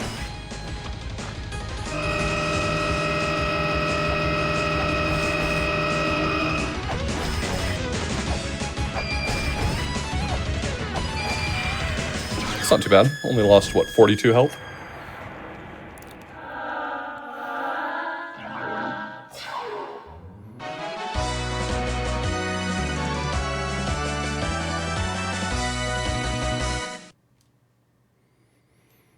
And what do I get for my troubles? A worse whip. But that's okay. We beat our first boss and it was Tiamat for some reason. I certainly hope that doesn't come back to bite me. How so? It's unlikely it would have any impact on me, but it is technically possible since the randomizer kind of expects you to, how do I want to put this? It expects to give you Ankh Jewels and then for you to spend them on the bosses you actually have access to. It is technically possible if you fight a boss out of logic that you could be spending an Ankh Jewel in a direction that does not produce more Ankh Jewels, thereby soft locking a seed. It's really rare for something like that to actually happen. There's very few circumstances, like just drawing what that path would have to look like in order to truly lock yourself out of progress is, I mean, it'd be tough for you to even come up with a scenario, let alone for the randomizer to roll said scenario. But it is technically possible. So if you're going to play the randomizer with without glitch logic, you do have to be at least a little thoughtful about in what circumstances you take advantage of those glitches. Yeah, Tiamat was technically not in logic because I didn't have enough health to fight her. But that being said, most bosses don't actually produce much in the way of progress. Bosses will sometimes open doors if you have the bronze mirror, and some of them will unlock like one item. So there's small amounts of progress that beating bosses will sometimes give you, but it's not that much.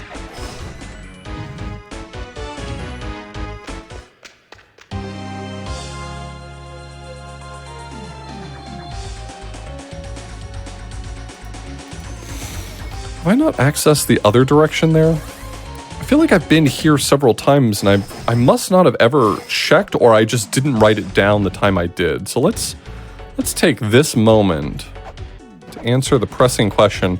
Hey, what happens if I go up here? Question on everyone's minds right now is, hey, what's above us?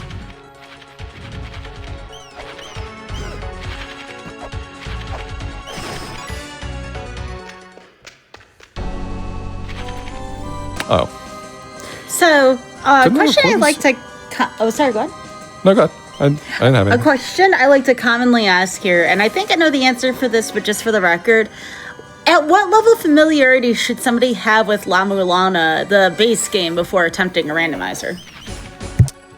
So, I mean, there's unfortunately just like no way for your first randomizer to be an easy entry point. You need to have beaten the game because the game gives you hints at different points in order to access or to give you the knowledge you need to be able to solve puzzles, but there's no guarantee that those clues are going to be provided to you in the randomizer in the right order. So you really already need to come in with an understanding of how to solve each puzzle, and it's not a small amount of puzzles in the game. Like, one playthrough is enough to have that knowledge and have that information, but like my first randomizer seed took me like 12 hours over the course of 3 days because it took me some time to kind of work through what I was supposed to do and figure out what it was asking of me.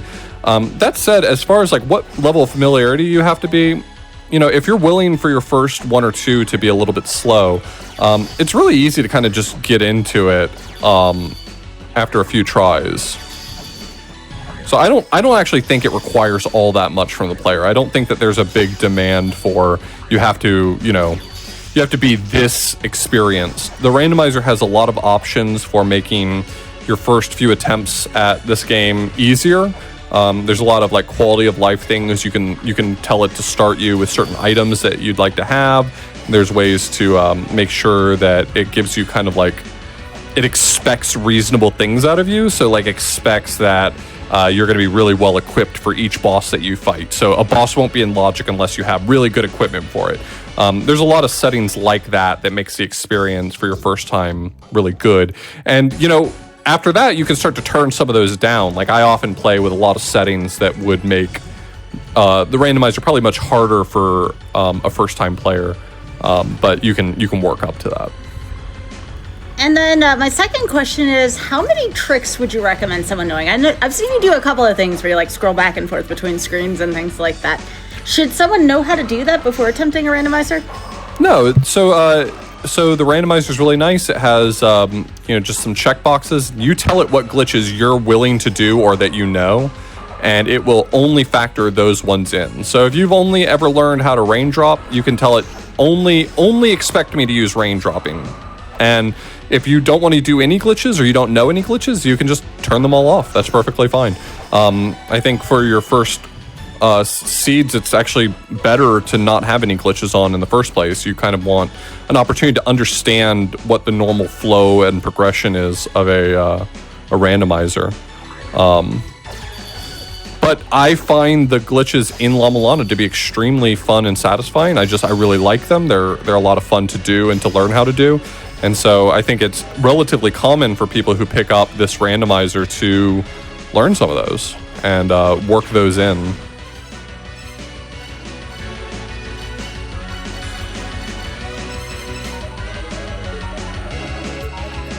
I'm scanning these symbols on the wall to see what it gives me. The Eye of Truth. Auspicious. I can do a few other scans as well. I unlocked this scan location earlier, but I wasn't able to do it because I didn't have the software to scan the screen. So let's go up that way. I'm also out of bombs now. That's not the end of the world. Bombs are... They're good in certain combat scenarios. They're really not as good as you might expect them to be for combat. They're much better in some of the puzzle-solving capacity they provide, so I will probably need to get some more of them in a bit.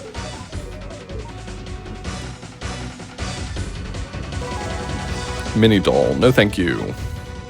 Do not need that. That's an item that solves a puzzle that I am able to skip, so I don't really need it. And let's see if I can do this check really quickly while I'm here. I'm going to get in here and try to cat pause to get through this block. It's not going to do it. Really only have enough time for 3 tries, so I'm just going to reset. Try it again.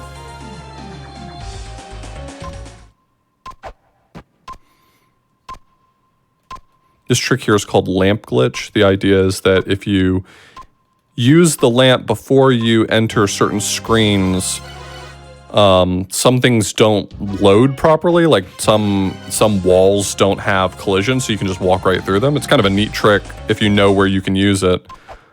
So this is one wall that you can do that on, but I happen to need this wall to cat pause as well, so I'm having a bit of trouble cat pausing. It's a 1-frame input. Once I get it, I can check what's back here. Oh, beans. There we go. Got it. Oh! It's my mobile computer upgrade, so that'll allow me to install more software on my computer simultaneously.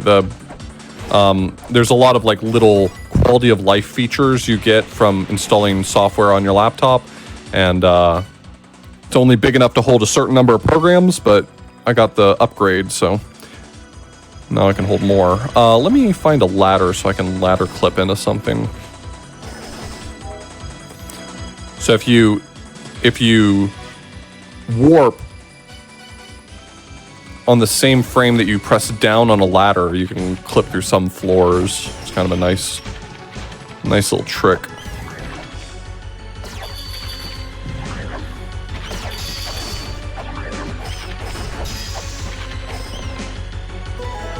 Ooh. Okay, so that allows me to enter or to open cursed chests. It's pretty nice to have.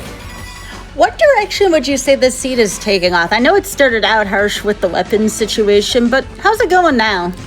It's still a little stingy on some things that I need, but I mean, with the weapons that I found in particular, it's really hard for me to complain. I mean, I'll try complaining still, but it's hard for me to do so because it has given me something of a bounty when it comes to combat, giving me all of my sub-weapons, basically, quite a few useful main weapons, and the gauntlet to be able to use my main weapons better. It's really trying to treat me pretty nice. I just wish I had a few more Ankh jewels to make more progress.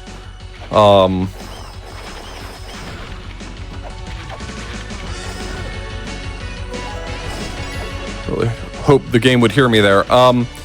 Some of the bosses that I would need an Ankh jewel to get past to make some progress, I can skip, so it's not the end of the world, but just having Ankh jewels would be the better solution. So it's a really good shield. It's the best shield in the game.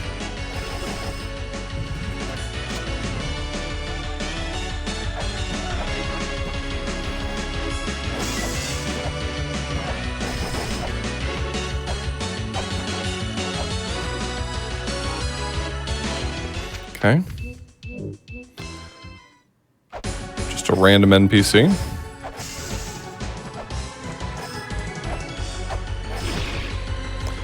All right, let's see what's this way.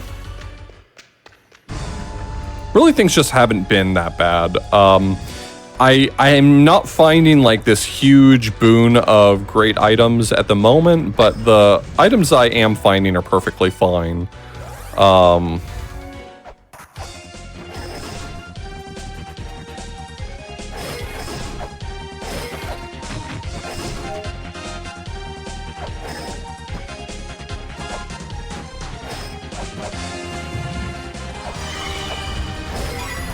That's not the real grapple claw. I already have the grapple claw. Aw, it was bats. It was bats all along.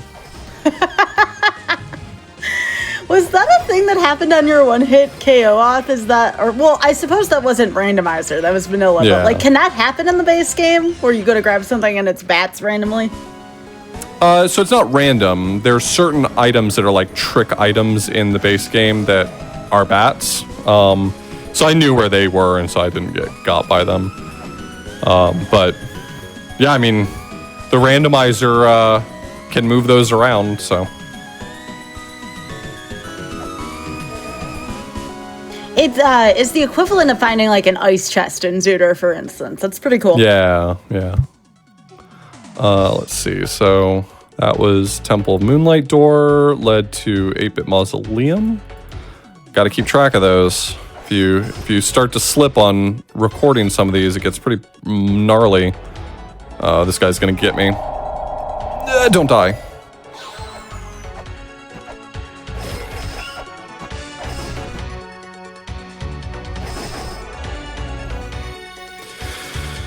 So there's like a big riddle that's happening in this zone where you have to, like, there's tablets that point you at different items and you have to scan them to indicate that you found them. So I'm doing that in order to complete one of my tasks here.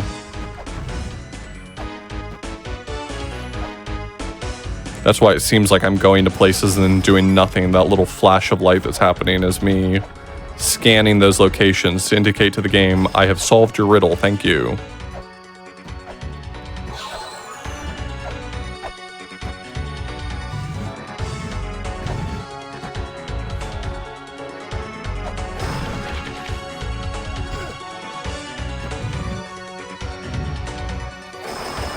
Yeah, that scan right there is Michael Jackson. It's not a joke. That actually is Michael Jackson. It even has the letters MJ next to him. And now he looks different.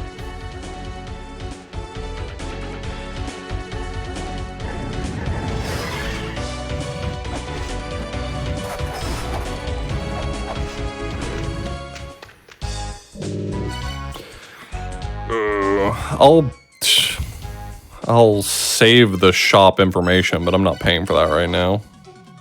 Well, I look like I'm made of money? Oh, actually, I am kind of made of money. Maybe I should just buy it. Nope. Yeah. I'm not going to be stingy. Sometimes I get really stingy about my money in this game because it's one thing to like have a whole bunch of it and feel like, why am I being stingy? I have almost max money, and then you buy a few items in a few shops and suddenly you got nothing anymore and you feel really stupid for having bought anything.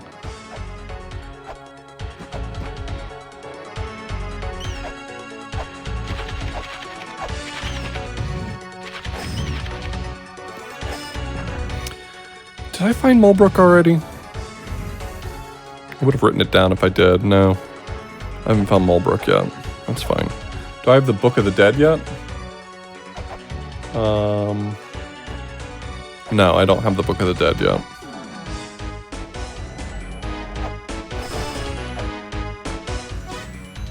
So all I needed to do was come to that room.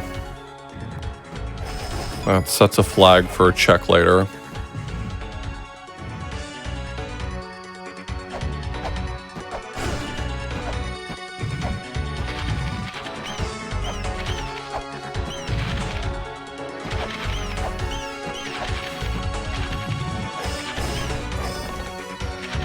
That's a go mode item. That's one of the items I will need at the very end of the game if I want to beat it.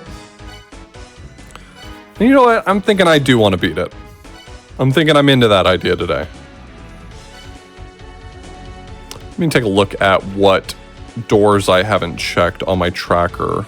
Some of the Goddess Tower ones I haven't checked. And I do have the plane model, so I can do that now.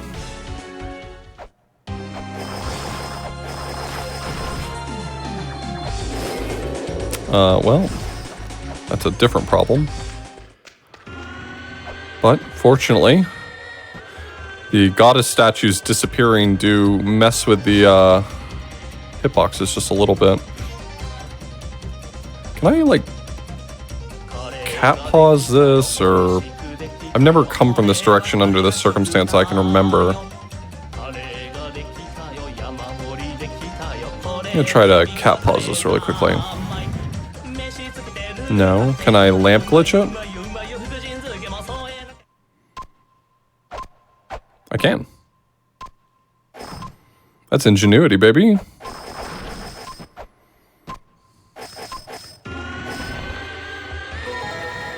Death seal.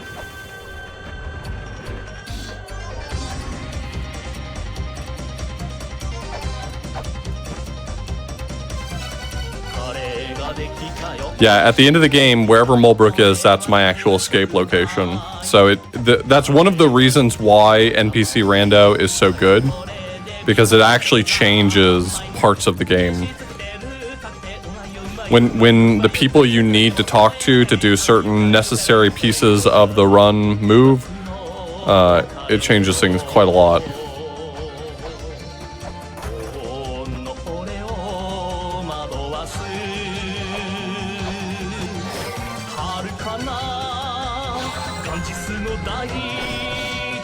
I hope it's okay that I'm just kind of chilling here and grooving to the music. This is so good. Oh, that's the...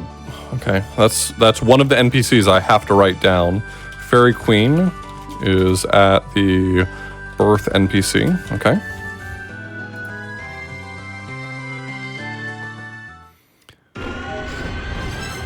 I don't have the reader software yet, so I can't read anything.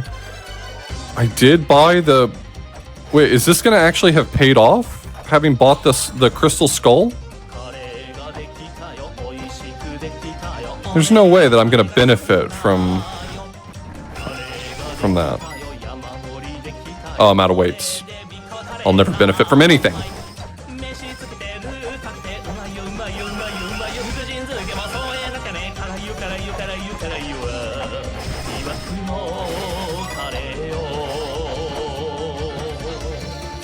I don't think I'm going to survive this. I think this might be my final resting place, if I'm being honest. No weights. Yep. Okay. It just wasn't fated to be. Alright, let's get some more bullets. What do I have that I can go spend around the ruins? I need another Ankh Jewel before I can fight Elmac. Or I can just, like, raindrop past Elmac, I guess. And head into Twin Labs. I got the Birth Seal and the Death Seal, so I can use those.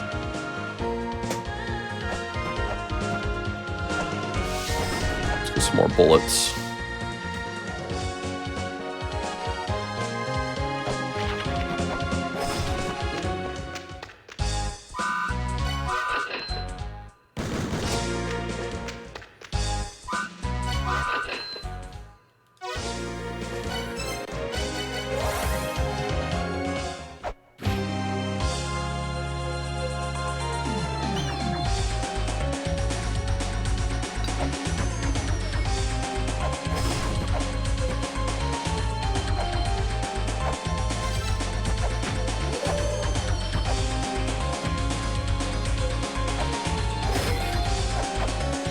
So let's see what's going on this side now.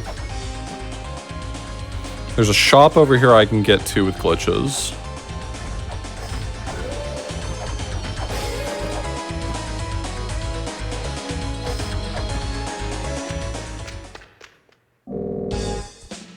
That has the map software, I guess. That's a check if I can get the other 4 pieces of that check.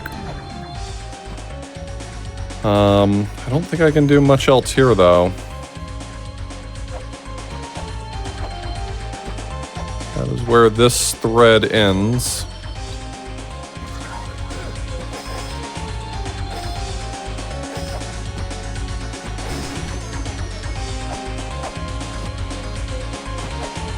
Still don't have the reader software, so I can't do that check.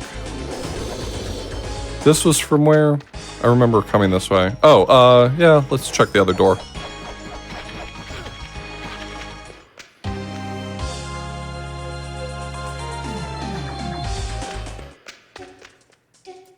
That's not helpful to me. I do not care about that. So let's go into extinction now that I have a good weapon. That's probably the play. I'm looking at my tracker now, and all signs are pointing to let's go hang out in extinction.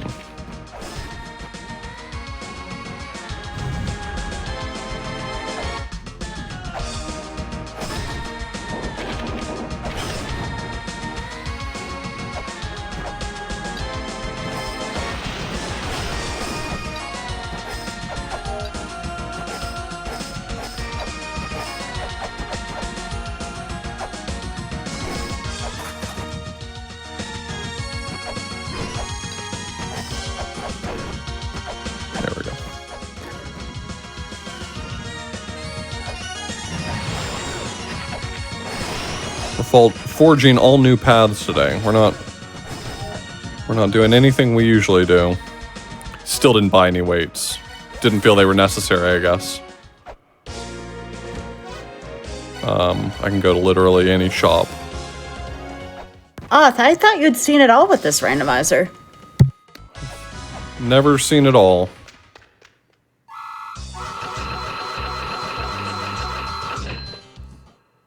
All right. Now I'm all weighted up.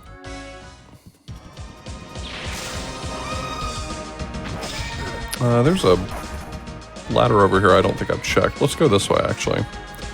Or if I have checked it, I did not write it down, and that's equally as good of a reason to go check it out. So I have been this way, I don't think I wrote down where this went. Oh, this was just eaten. Okay. So then we'll go back and we'll take the other exit out, which is what we were trying to do before. So I'm going to climb here. Extinction kind of has this sort of snaking path to it. It has like an upper path and a lower path, and you have to go all the way through the lower path to get back to the upper path.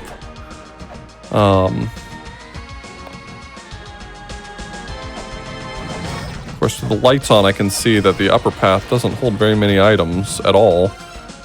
And I don't have the pochette key, so all that this is really going to do for me, I think, is give me another door to check. But that door could be something big. I mean, all it takes is finding the right zone, and we're going to be in good shape.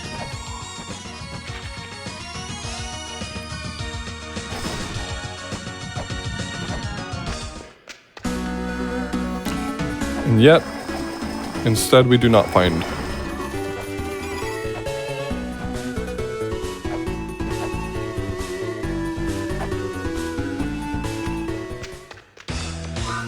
Yep, nothing. Absolutely nothing. Nada.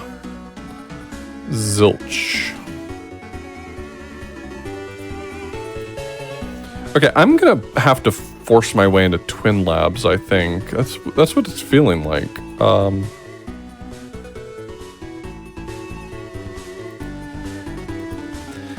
Yeah, let's do that. Maybe the randomizer only gave me one Ankh-Jewel because it wanted me to fight. I mean, I would have been able to use it to fight quite a few bosses, though, so it can't only be that there's one path forward. But I can squeeze past Elmac if that looks like that might give me progress.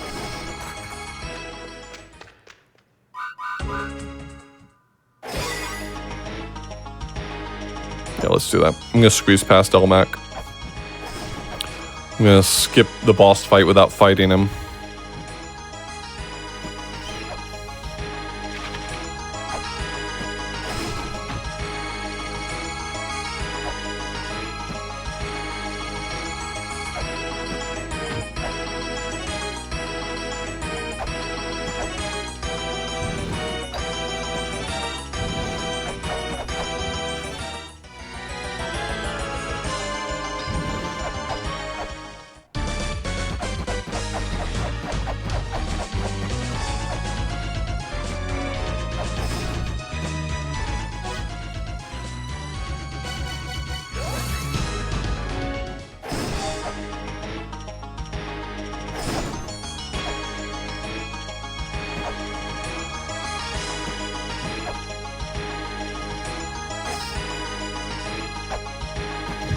So, Arthur, what are you thinking? You said you need to break into labs. How would you do that here, or force your way into labs, rather?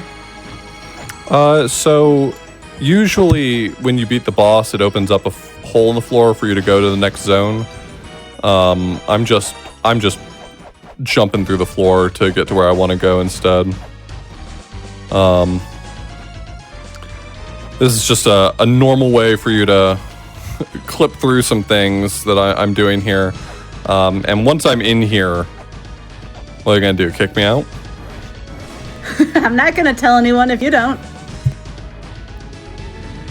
Ooh, the timer's running down. That's the poison timer. If that timer runs out, you just die right then and there.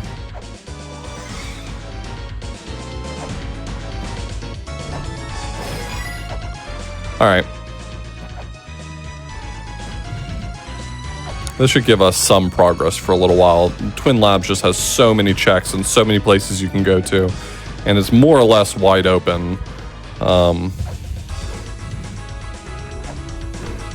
That's a hell of a thing to find right now. Bronze Mirror opens up all the backside doors, so that means now the ruins have become quite a bit more connected.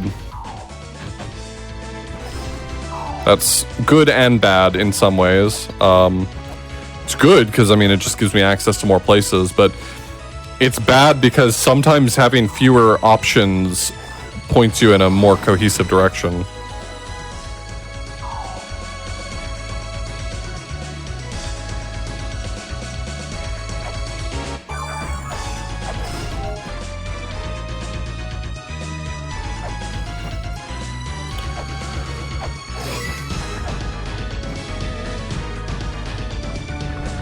Let's see, where does this ladder go? Death. So, what are you exactly trying to find next? Right now, I mean, ultimately, I have a tracker that tells me where every single door goes. Like, I record every time I go through a door and it takes me to a different place, I record where that door actually took me.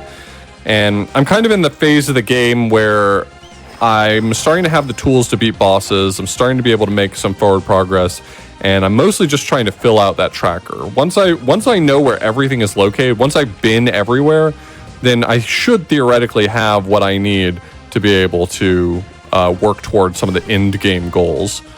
But until I've found every location, it's really anyone's guess how much longer we have ahead of us. So I'm trying to focus on looking at my tracker and seeing empty slots and get to those places so I can record them.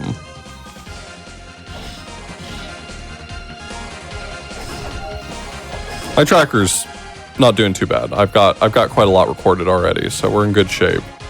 Considering we're what, 2 hours in, this is roughly where I expect to be, minus maybe a little bit of time lost to having some weapon stressors early on.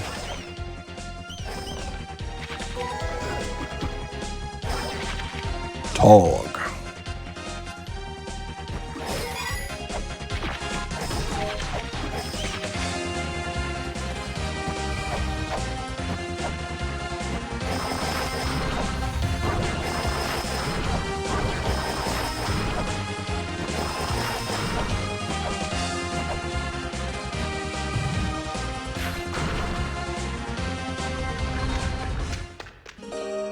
There's Mulbrook. She's the one we needed to find.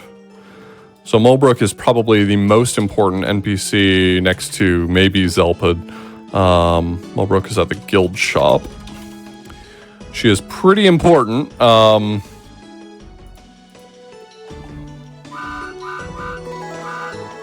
and she gave me an Ankh Jewel too. Thanks, Mulbrook. I was just telling everyone how cool you were. And then she gave me a good item that I want, so.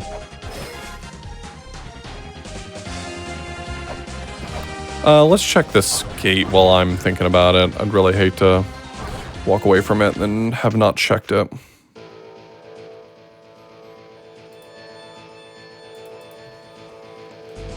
I can at least check what boss this connects to as well while I'm here. Nice find.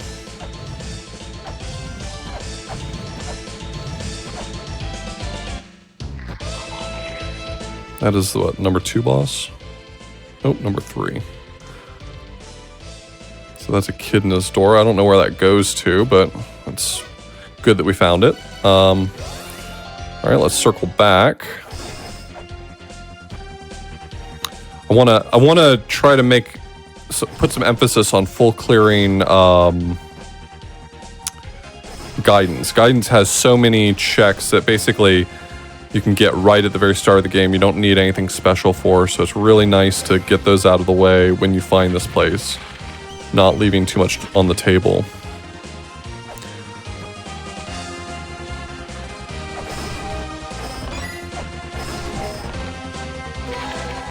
Another Ankh Jewel. It's good. I'm going to focus on spending these on bosses that I think are going to actually give me some good progress.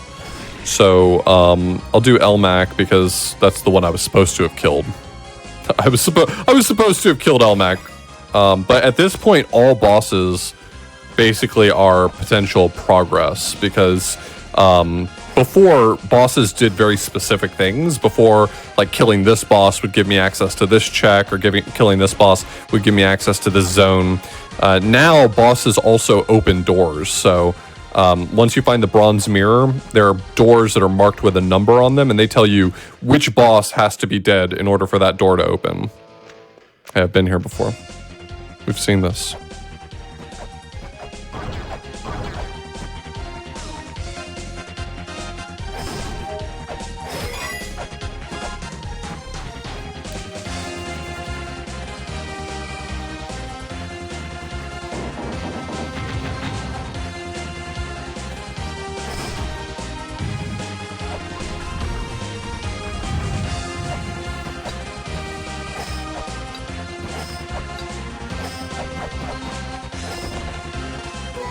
Ooh, Origin Seal. That's really good.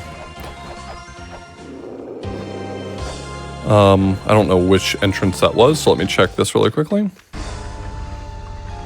And that's just money, so I don't really care. So Goddess Pipes, Tower top left is... Nope. Goddess Tower, Pipes left top is Mother Skull Walls. Secret entrance was Gate of Guidance. Top left.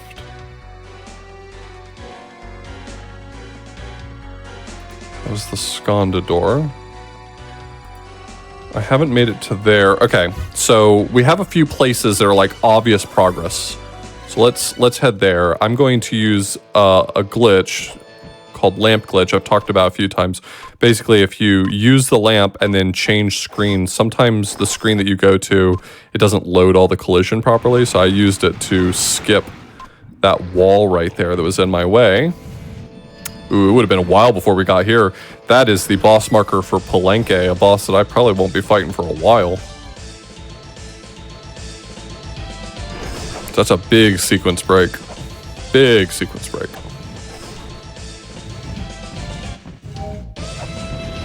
Can I assume that your seed behaved more this afternoon, your practice one? No, not really. I would say that seed behaved less. This one just had like a really obvious hiccup at the beginning of it. That one had some real problems through the whole thing.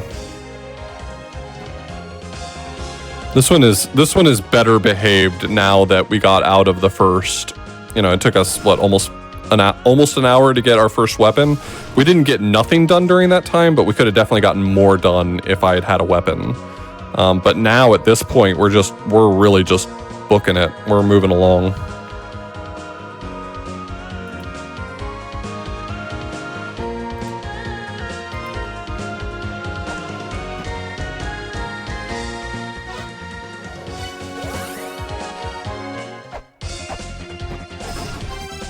So what items do I have that I can use here? So I can go fight, Argus. That's something I can get done. Argus is a boss that's on the surface that you have to have a very specific item in hand in order to kill him. I have to have the serpent staff for him to be vulnerable.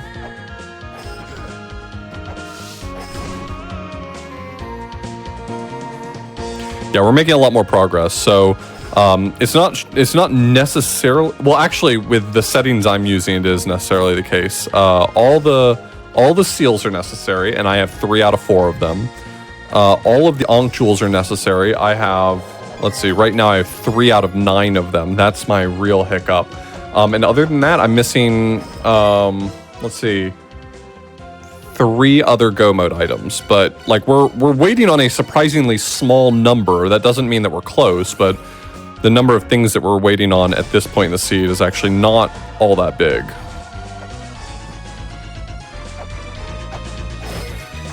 If the next, let's say, 12 items in a row were all exactly the items I wanted, I'd be done.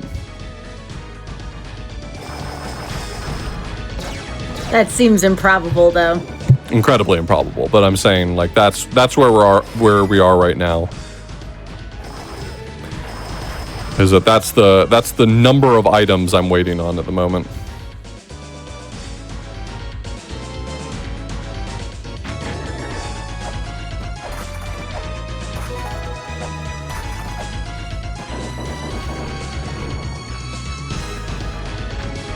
That's another Ankh jewel.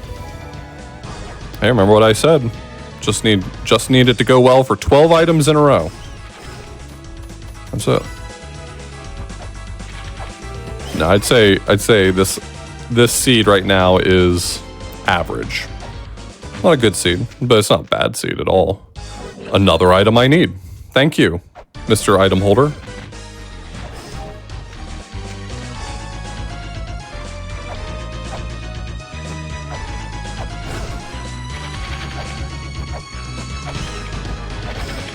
Please, the bats, please.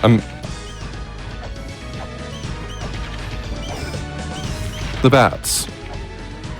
I'm requesting nicely. So we've found all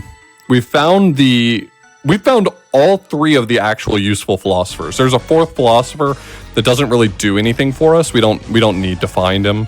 And we have found all 3 of the actual useful ones, which is really nice.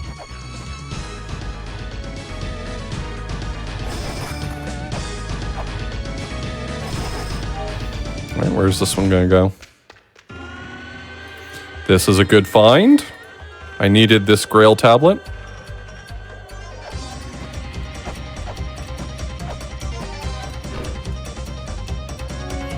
Everything's coming up Author Blues.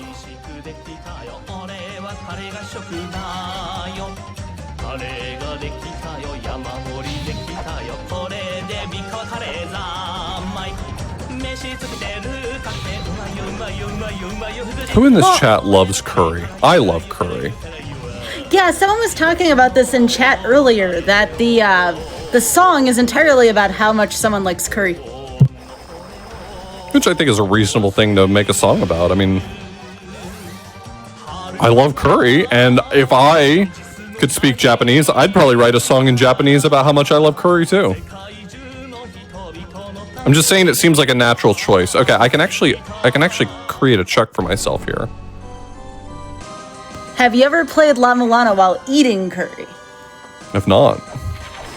That sounds like a good idea. Sounds like a tasty one at the very least. So you're gonna eat curry with me, Sky? Oh goodness, Oth. I don't actually know if I've ever had what actual curry is. Well, curry is a general name given to a variety of spiced dishes. So who knows? Maybe you've had curry and you just don't know. That's true. Please don't be anything. Oh, it's something. Dang. When you talk to that NPC, it makes a chest appear, and it could be nothing. Or, alternatively, it could also be something.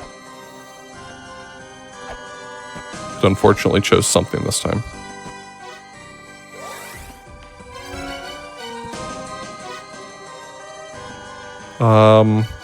Yeah, let's do the trials. Why not? I usually put it off because it's just a pain to do, but it's not that much of a pain to do, and I can't tell you the number of times I've been burned because I just put it off until my very last check, so.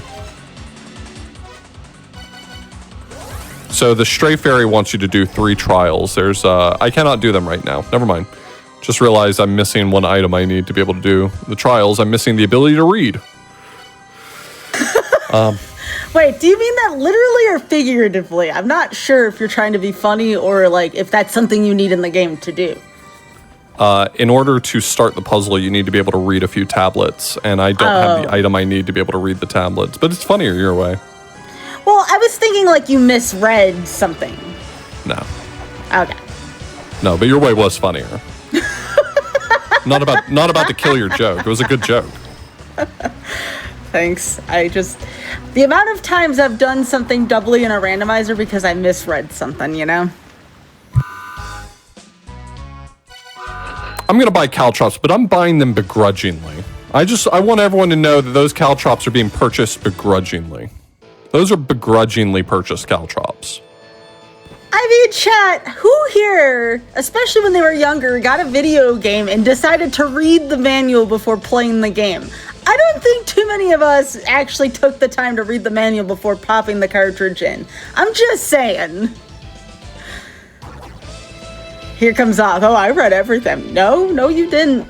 Not when you were younger, you didn't. Oh. Well, now I know. Did I write down where Never was? I saw her like 4 times, and I don't remember if I wrote it down.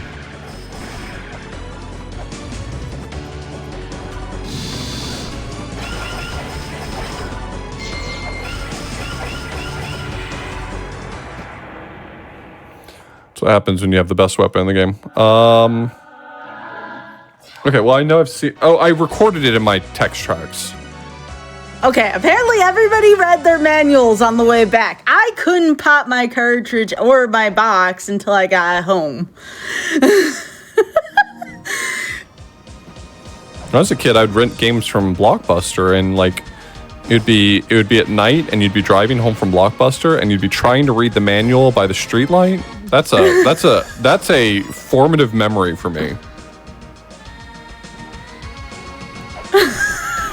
I love reading everybody's stories about the manuals.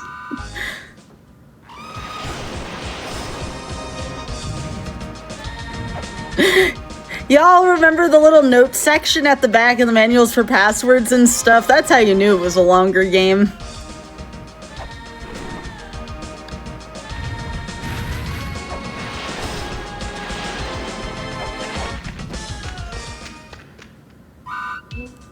Yeah, I don't remember my Blockbuster having manuals with their game rentals. I personally do not remember that. That's a good question. They didn't always. I mean, you know, I'd rent a game, and sometimes they'd have the manual, and sometimes they wouldn't, but...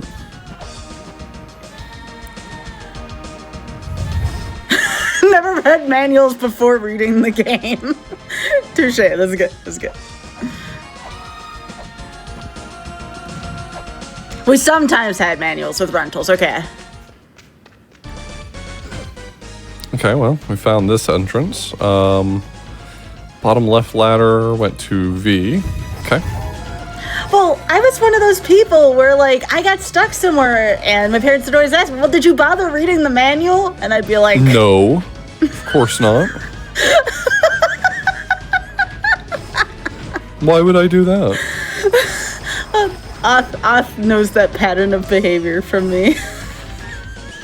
Did you try turning it off and turning it on?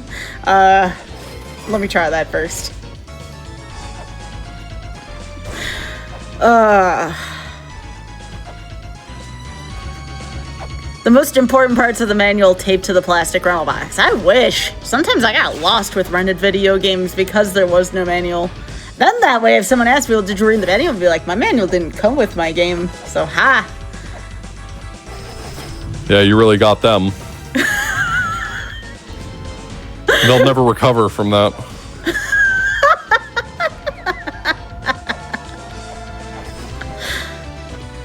This is a typical... Sick burn. A typical conversation for myself and Author Blues. Only took a couple hours for this to happen, but this was bound to happen. Did I try the on-off button? I'll tell you, I should have tried the on-off button more.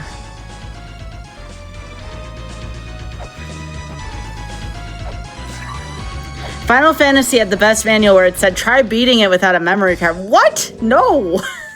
Why? I've changed my mind, fishy blub blub. That's what Mr. Fishman said. Well, Oth, did La-Mulana come with a manual? Yes, actually. Did it? Yeah, there's a PDF manual with the game. Okay, so does anybody actually open up the PDF manuals to read it? Because that's a few extra steps. My experience is that most people who play La-Mulana for the first time have to be pointed at the manual to read it. It's actually really important to read the manual in La-Mulana. If you don't read the manual, you're going to have some amount of a bad time. I wonder if there's ever like a part in a game where it's like if you didn't read the manual, something was going to get you. I wonder if developers did that just to spite folks who didn't want to read the manual. Explain some important puzzles. I read it. Really helpful. It's a really cool manual. All right.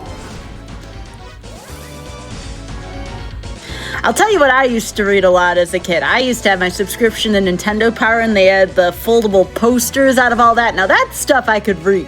That was cool reading back in the day. I know some of y'all, I'll say some, because I'm sure there's another chunk who never grew up with Nintendo Power, but I'll tell you, it was pretty sweet. All right, this is everyone's favorite boss fight. Zoo is a real pain. He uses his power of time stop to freeze you. But there is an achievement in the game for beating him without using the lamp, without time stopping him. There you go.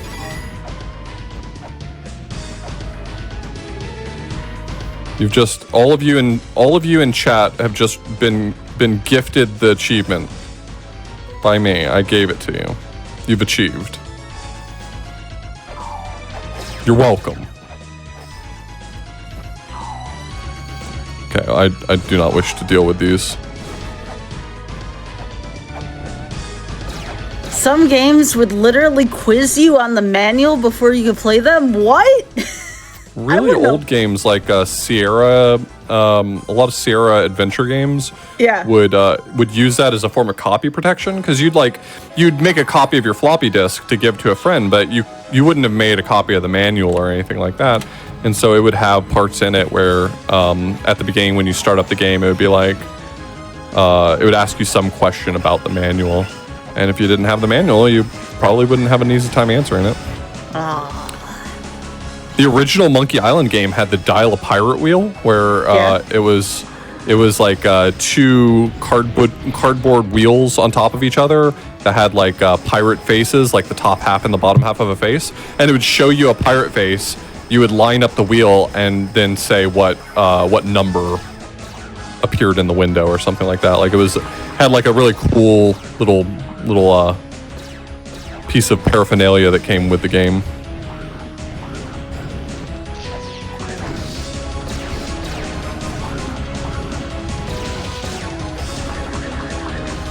Oth and I were talking about this a few days ago, but 90s marketing is some of the best marketing I've ever seen for games, TV shows, entertainment in general. Just, there's nothing like 90s marketing.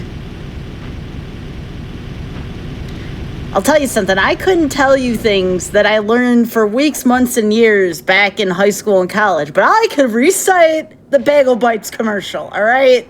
Just saying. Yep, GG, that was good. I have obliterated Baphomet. Oh, I wasn't going to fight Baphomet because I didn't really need to in order to make progress. I was going to save it because the Ankh Jewels are perhaps more useful elsewhere, but it's fine, whatever.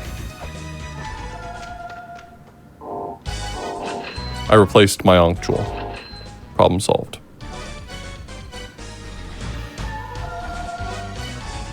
Let's see. Let's go fight Elmac. I don't, strictly speaking, need to fight Elmac now, since I've broken past him, but it's just polite. I don't want to be rude. I remember when prizes used to come in cereal boxes.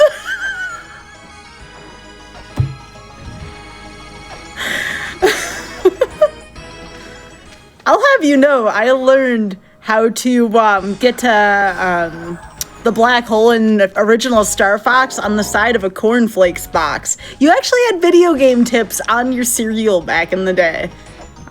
It was great. Well, it was nice of them. Yeah, yeah. I would have never known otherwise. I didn't have that issue of Nintendo Power.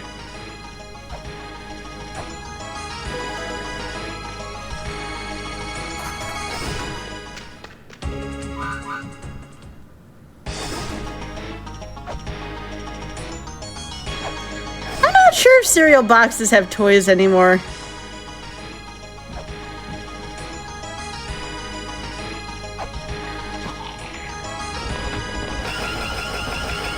Okay, so that's the number 2 door. That means I would need to beat Saki to open that one. I would think nowadays most places would have like a QR code that you can access like online things or something like that instead of physical toys in the box.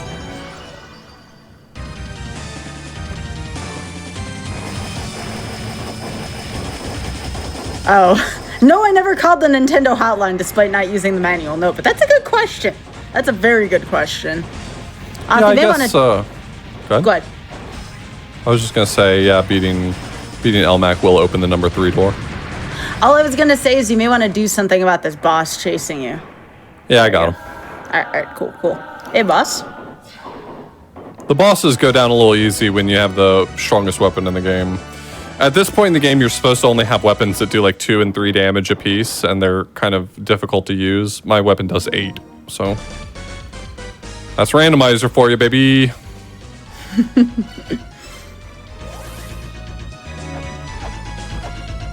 Let's see. Are those all the checks here that I'm missing? Let's go check out Neber's shop really quickly. I've killed at least 4 bosses, right? Yeah, I just killed my 4th one. So let's see what Neber's shop has. Mausoleum of the Giants. She stocks a new item, 1 new item, after you kill 4 bosses, so it could be something good. No guarantee, it might be crap, but it's the risk you run. It's just the rolling shuriken. It couldn't have been a worse item to prove my point. Where do I want to go? Let me take a look at my items really quickly. I have the treasures. Did I not? I swore I gave them to Mr. Slush Fund. I guess I get to keep them. Thanks, Mr. Slush Fund. Let's check out the 3 boss door that I just opened. So how did I get to Echidna's room? That's guidance.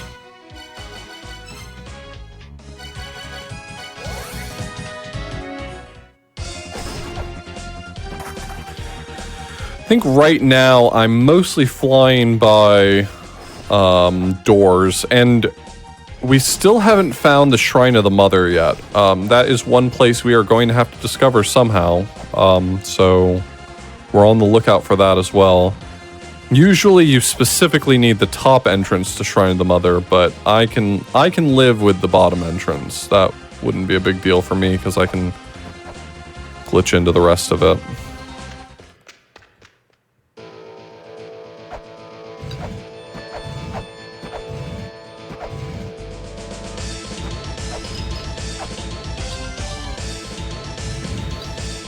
Oh, excuse you.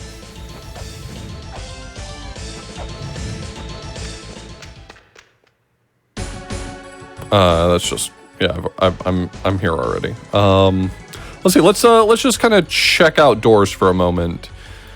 So that was Graveyard of the Giant Store. If I go fight Saki, so which ones are going to provide me progress most likely? Let's do something with Bahamut because he's going to get the water moving in Spring in the Sky.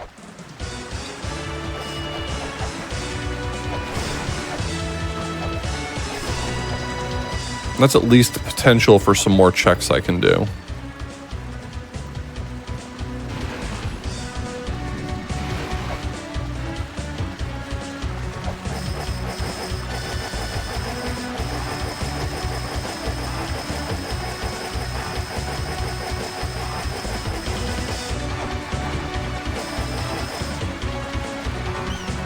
I can open up the Fishman shop here too when I come back around. I'm missing the Isis pendant. So the Isis pendant, if you're familiar with how this game operates, you might think that that is a necessary item for Go mode. You require the Isis pendant for the Fairy Queen to help you at the end of the game clear a block out of your way that's blocking your path. It turns out that if you know how to do a little trick and are willing to go through a bit of an ordeal, the Isis pendant is not necessarily a Go mode item. With glitches, you can skip it. I'd ultimately like to have it. It's nicer, if for nothing else, but it also gives me some checks I can do. But it's not strictly something I'm looking for. I could live perfectly happily never finding it.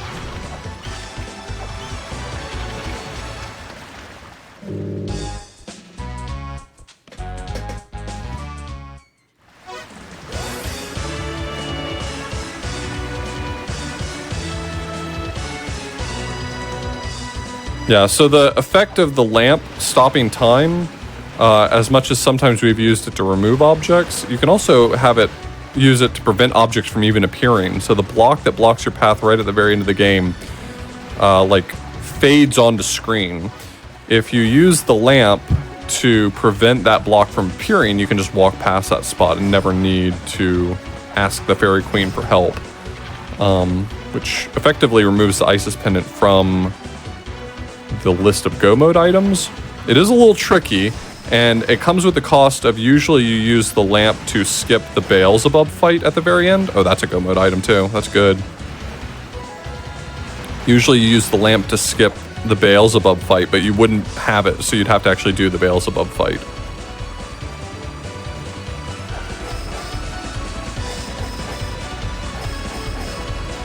Alright, so we're gonna go fight a giant fish. And then that's gonna potentially open doors for us. We can do another pass of like making sure we've marked all the doors. Now that we have the bronze mirror, this is kind of the phase of the randomizer where you kind of go through and it's just a giant checklist. Make sure you've seen every door and know where it goes, so you kind of know what's being asked of you. And so that's what I need to do after this.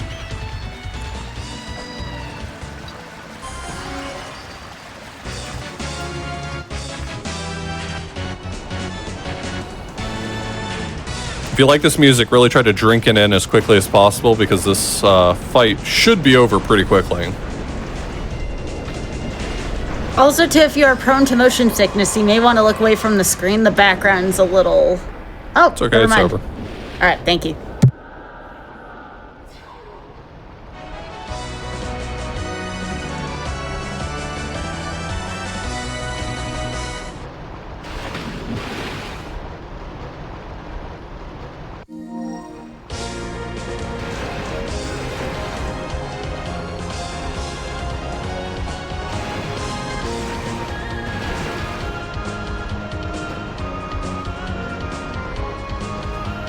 Oh, is that the other half? Okay, that's actually really good information. That's the other half of the number 2 door, which means I don't have to waste an Ankh Jewel on fighting Sakit to discover where that goes. I've now seen both ends of the door. That saves me a little bit of trouble. I can now put off Sakit longer.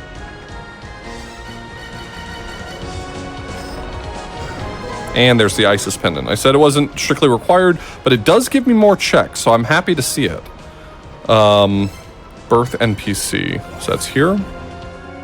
We'll take the Isis pendant to her, and she'll be so happy that she'll tell us that we're allowed to use, to elicit the help of the fairies, to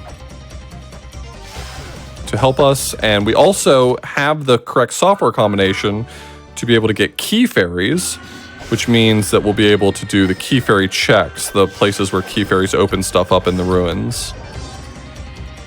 Little secret door here. The other piece of map software.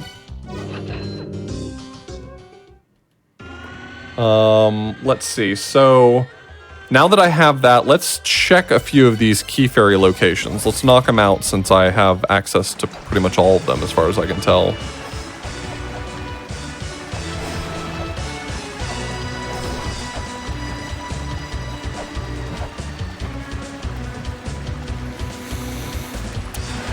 Yeah, so this game is credited with being an inspiration for Spelunky, though obviously Spelunker is probably a bigger inspiration for it. But yeah, it was credited. It's definitely a very different type of game. They are not very similar at all, but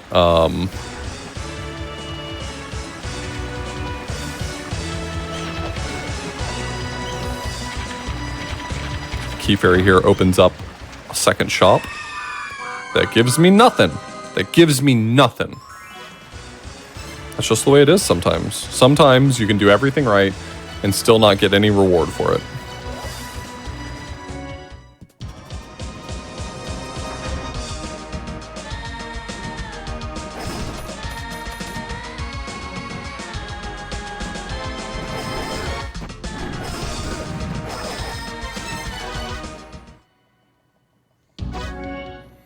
Guess it was nice to see our good friend Duplex. Duplex is the name of one of the 3 main devs of La-Mulana on Team Nagoro.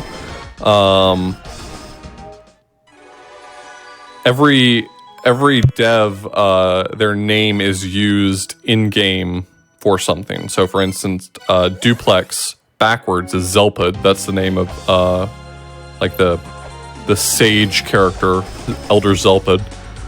Naramura is like the main dev for this game. If you look specifically at his name in Japanese backwards, Naramura, backwards is Ramurana. And then your main character's name is what's the third place I'm trying to go? Here. The main character's name, La Mesa, is Samiero backwards, which is the 3rd dev. So there's your fun trivia about this game. Is now a good time to take a break? We're at about the 2:30 mark. Yeah, sure. All right. Let me just hit this really quickly, and then I should be good to take a quick break. Sounds good. We're going to discover whether or not this actually connects to any checks, and it doesn't, so I'm pausing. I'm good. All right, folks, real quick before we take our wellness break, remember that your subs, Prime Gaming subs, gift subs, and bits shared on the GDQ Twitch channel help support Games Done Quick, both with Hotfix and AGDQ 2023 costs. So please consider subscribing if you enjoy the daily GDQ content. And with that being said, everyone, stretch, hydrate, and we'll be right back with random number generation. Welcome back to Random Number Generation. I'm joined here by Author Blues, and we're doing La-Mulana randomizers. So, I'm not sure how much is left in the seed, but I'm sure Auth can let us know once we get started. Are you ready, Auth? Yeah, let's do it. Go for it. All right, I'm back in. So we're only missing, let's see, like 3 items or so from the main pool of items, and then a handful of Ankh jewels. So we still are in need of 3 more Ankh jewels, I think. Scriptures, I'll take that. Let's go around and double check a few things. I was thinking about a few checks that I've been walking past that I'd like to go back and look at really quickly. One of which is the McCurry tent over here, a tent where you're usually given the item McCurry Master. I know that when I first opened it, I was trying to open it with my gun, and I think I opened it, but I don't remember going in the tent specifically. I don't remember what was in there, so I want to check it out.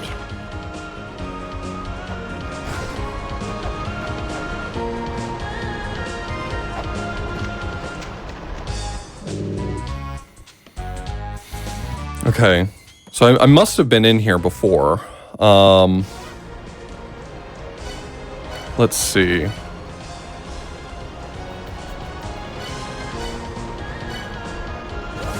Have I gotten there's probably some shops here I haven't checked yet. Still not having the ability to read is kind of hurting me a little bit. One of the things that you do need that for is there is a mantra you have to chant at the end of the game, and you have to learn it by reading it off a tablet. So having not found the ability to read yet is hurting me just a little bit. I'm hoping I can find reader.exe pretty soon. But other than that, we're just looking for a small handful of items. Once I have a small okay, that's 2 items I actually needed right there. Once I find this small handful of items, I think we're going to be in really good shape. Let's check through our seal checks. Now that I have all the seals, let me make sure that I've used them all to solve things. So here is a chest that I haven't opened yet.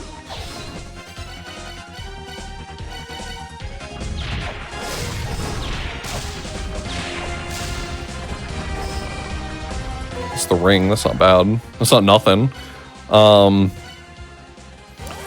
There's a seal check here I don't remember doing. I remember, I think, hitting the seal, but I don't remember going and fighting Pazuzu.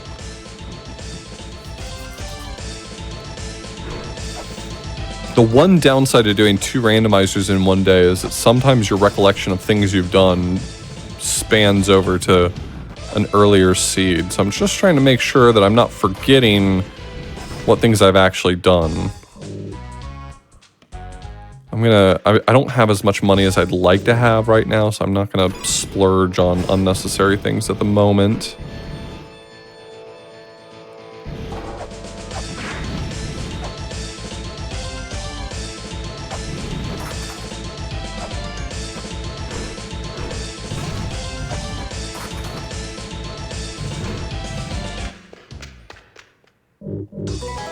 Oh, that was the pochette key. Oh, very nice. Okay, that is something I was looking for. So I haven't been this way. That tells me I haven't.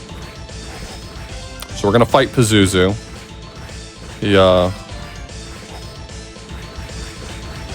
Very annoying to fight, but fortunately I have such a strong weapon that he shouldn't live for very long.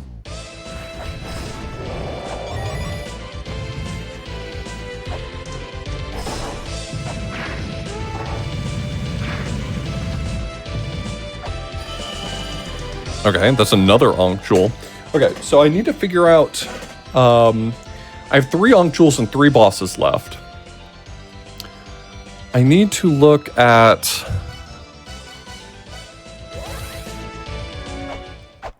what other places I can take some of these items. I knew there was a cursed chest I didn't write down. Okay. No. Game's like, here's all your Ankh Jewels. Please, leave me alone. So what's actually left then? I just got the pochette key. I'm missing Reader, and I'm missing the Philosopher's Ocarina, I think, and that's Go mode. I think all I'm missing is Reader and Philosopher's Ocarina. Nice. Yeah, we're... If you had asked me right before the break how close we were, I'd say, I don't know. It's not feeling like it's going to be soon.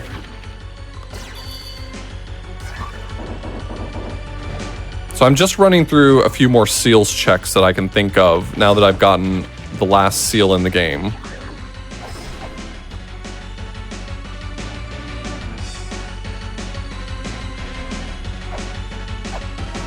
This one does involve a little bit of an annoying block puzzle. Annoying because I never got the glove. I could have purchased it earlier, but I didn't.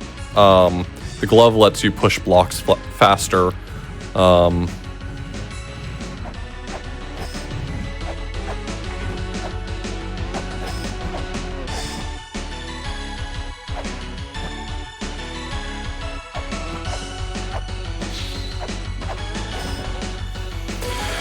That's the Philosopher's Ocarina. That's big.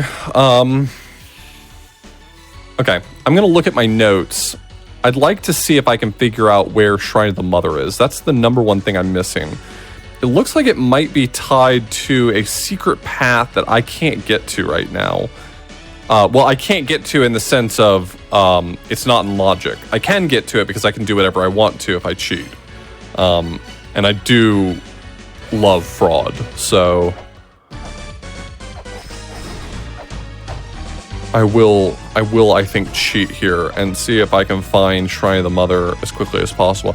I'd like to find it before I've killed all 8 bosses, though, because there's checks in there, and I don't want to have to head there with it in the true... Okay. I was anticipating this taking me to the side path.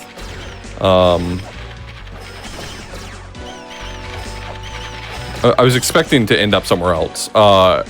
This is taking me exactly where I wanted to go, though.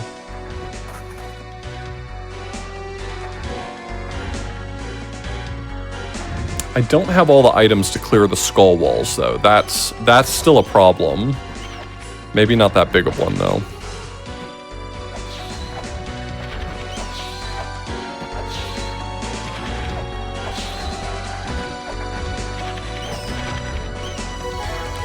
Finally, finally, I got the shell horn. I will finally know if I've ever solved a puzzle.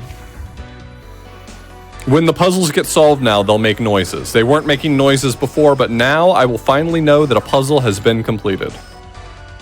This is great for us. That's Glyph Reader. Am I actually in Go mode now? Wait, am I in Go mode? I can fight Planke. I can fight everyone. I think I'm in Go mode. I just need to get Phobos, so I need to find out where Phobos was. Phobos was in Gate of Illusion. So I need to go back for Phobos to find him. I don't remember which one was Phobos. It might have been here. I think this might be the place it was referring to. I never bothered to memorize the names of all the rooms, so... Nope, it's not that. It's good, I never had to do the trials. Nobody likes doing the trials here. It's just like 3 really annoying little puzzles. Also, Reader never really came up aside from... Reader never came up aside from needing it to beat the game. It didn't... There's like 5 puzzles or so in which you need to be able to read in order to solve them. Not a single one of them was necessary.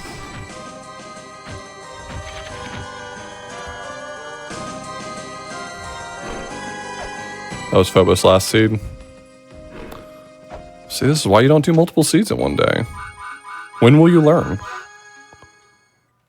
I was actually surprised you did a full seed earlier. I just wanted to kick the rust off. The thing is that when we do it on GDQ, you and I, we usually set my estimate a bit lower than I actually usually take. And the reason for that is just like time management. It's hard to make 3.5 hours work, so we do 3 instead. So I wanted to tone down the settings and see what that would do to the runtime. It didn't do much. That was a bad seed, but I think I can just take this and go now. I think I'm in good shape. All right, so I need to unlock the silverfish.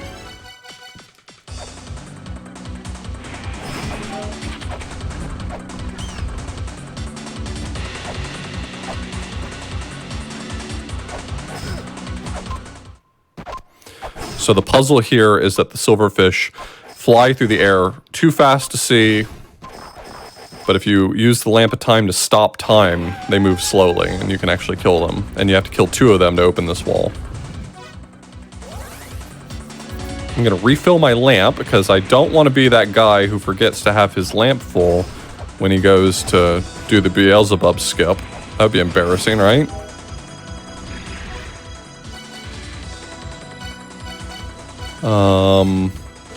And let's go fight. Oh, I need to unlock the Palenque fight though. Hold on.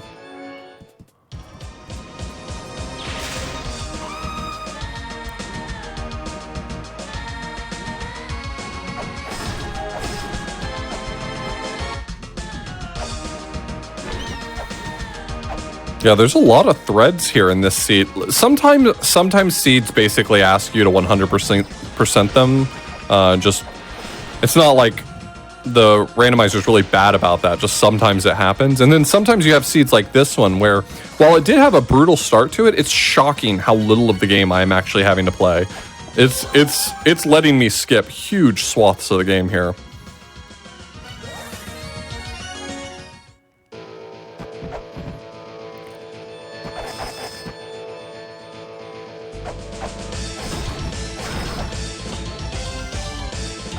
All right, so we're going to fight Palenque. Then we're going to come back and we are going to fight Amphispina and Sakit. That'll be our last two bosses, and then we'll go to the final boss. I mean, we're literally in the final little boss rush at this point. 3 hours is within our grasp. I believe.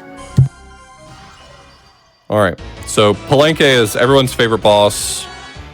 He's in a giant spaceship. It's the shmup boss. Pretty cool, actually. But a frustrating fight, nevertheless.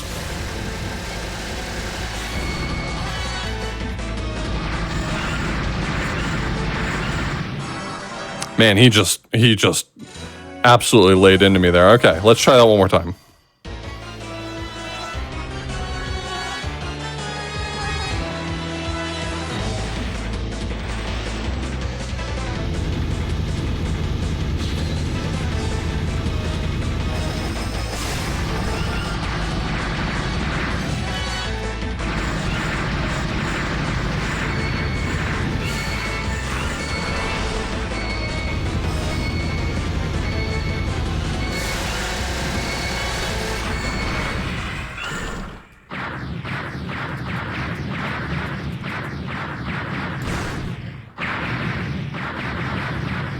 He tries to jump at you if you give him a chance. But my gun solved that. That boss fight is actually modeled off of the tomb of the coffin of Palenque, who is an actual like Aztec, Mayan, I'm sorry, one of those kings. And it really does kind of look like a guy in a spaceship. I don't subscribe to like ancient aliens conspiracy theories, but like his coffin really does look like kind of a spaceship a little bit. It's pretty sick. All right, let's go fight the other two.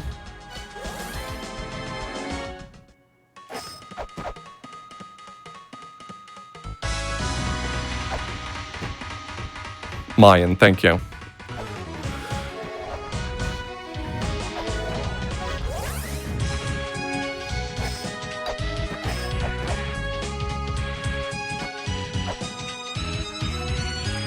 Like, if you just Google Palenque's coffin,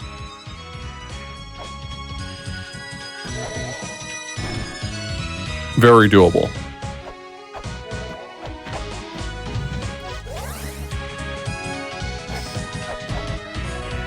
All right, so we can now go fight. We can now go fight Sakit. Is it considered BM to fight Amphispina last? No, Amphispina deserves it. You know what? I don't know why I'm... I'm like, I'm gonna fight Sakit legit. How about instead I just shoot?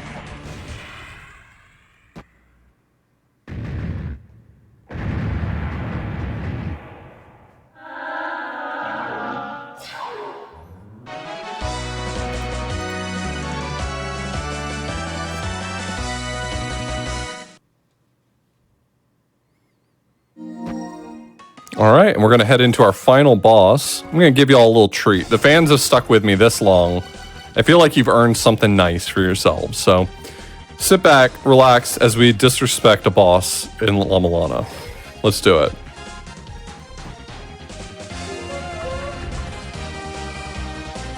It really is the Indiana Jones method, right? Just like pulling out a gun to avoid having to actually solve the problem.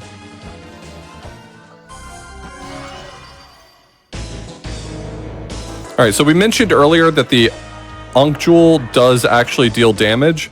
Another thing, this is the only boss in the game that you can use the lamp to freeze. So I'm just going to kill him by repeatedly waving the Ankh Jewel at him.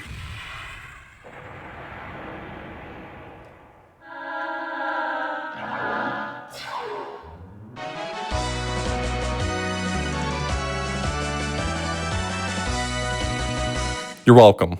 That's for the fans. That's for you.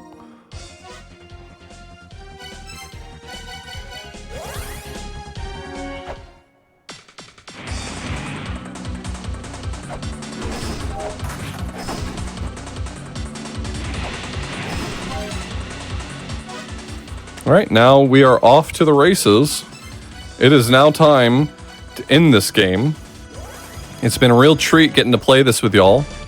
La-Mulana is a ton of fun. If you've never played the game casually, I recommend it. It's not for everyone, so I'm not promising you're going to have fun, but you'll have an experience that you'll be able to talk about forever. And isn't that worth more than fun, honestly? And for those of you who are watching on YouTube, please don't forget to follow AuthorBlues. That is at twitch.tv/AuthorBlues. Be sure to always use the lowercase a, no matter what the context for Auth's name.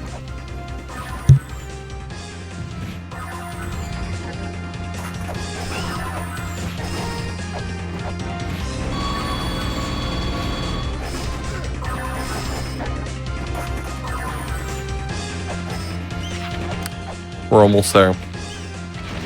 We're so close. So now that we have finished killing off all of the guardian children, Mom is mad. She's mad, and she has transformed the shrine of the mother into this awful tentacle thing. And so we're gonna take the fight to her. I mean, I guess since the mother is the ruins, we've always been taking the fight to her, but that's not important.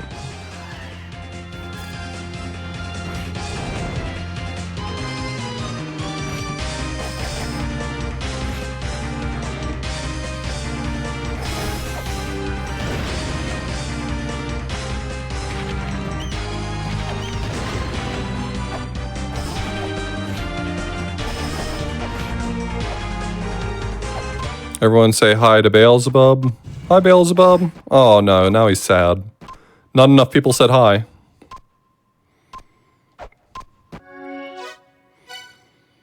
Where was the Fairy Queen again? I wrote it down. Fairy Queen is in Birth.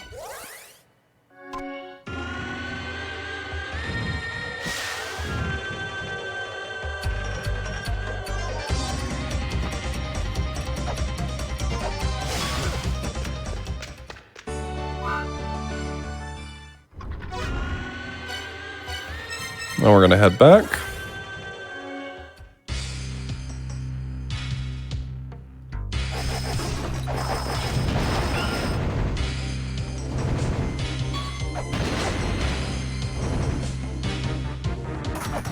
I'm sorry. I didn't give you a chance. You're right, I did you dirty there. Beelzebub's still sad, but that's on me.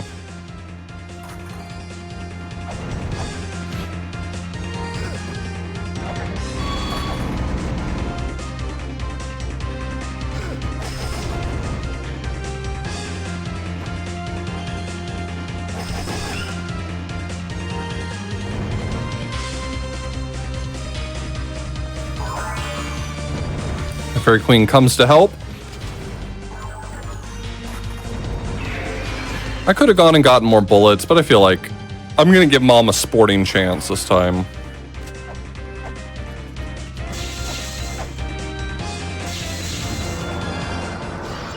Normally you need the empowered key sword in order to unlock the final fight, but this is a randomizer feature that replaces the Mom Ankh with just a normal one, so all you need is an extra Ankh Jewel. Oh no. I didn't go get the medicine. How disappointing for me. Thanks for the Ankh Jewel back. Alright, well, I deserve that.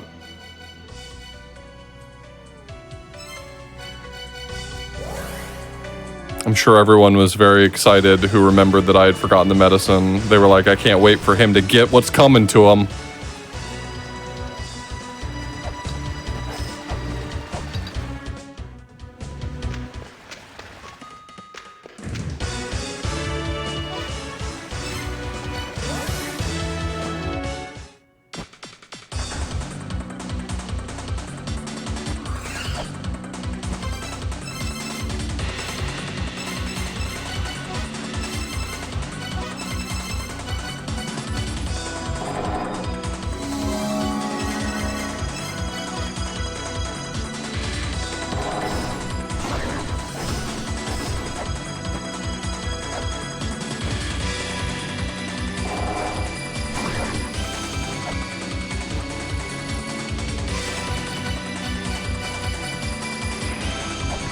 Okay, now I have the medicine. Now let's go fight Mom. For realsies this time. This time it's personal. That's the subtitle of my part 2 of this movie. Back to the shrine. This time it's personal. I can just see the movie poster now. I'm very excited. 13% on Rotten Tomatoes.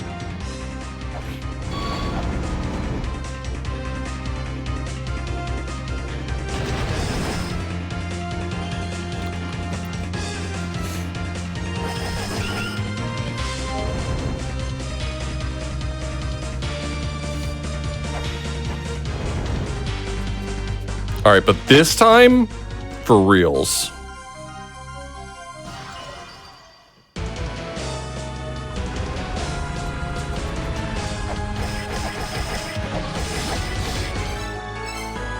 I'm specifically missing the 2 pieces of software that would make my life better right now.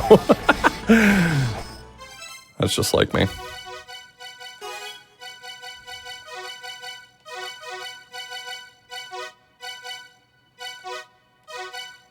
Yeah, I don't have Move. I specifically need Move and La-Mulana software. What a bummer for me in particular, and only me.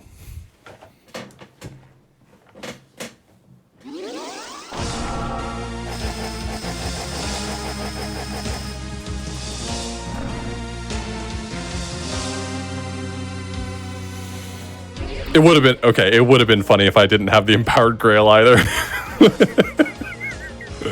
That would have been worth at least 1 giggle.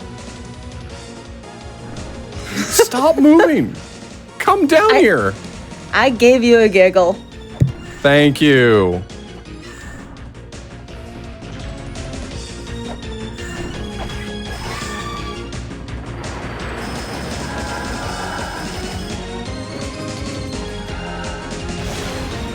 So this is a very long fight, casually. Like, there's just a lot of phases to it and figuring out what you're supposed to... Please don't zap me. Okay. Figuring out what you're supposed to do can be very tricky.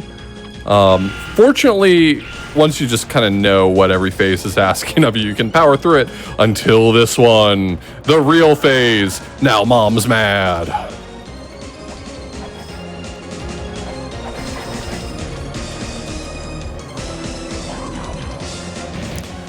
So now, one by one, she picks up the powers of the children. So the fire comes from Amphisbena. Sakit gives her the power of these like orbs that she throws. Elmac gives her that right there, the fireballs that he threw. This is from Bahamut. Those are the shots he threw during his fight. A little more Bahamut because I'm not pushing the phases fast enough. Come on.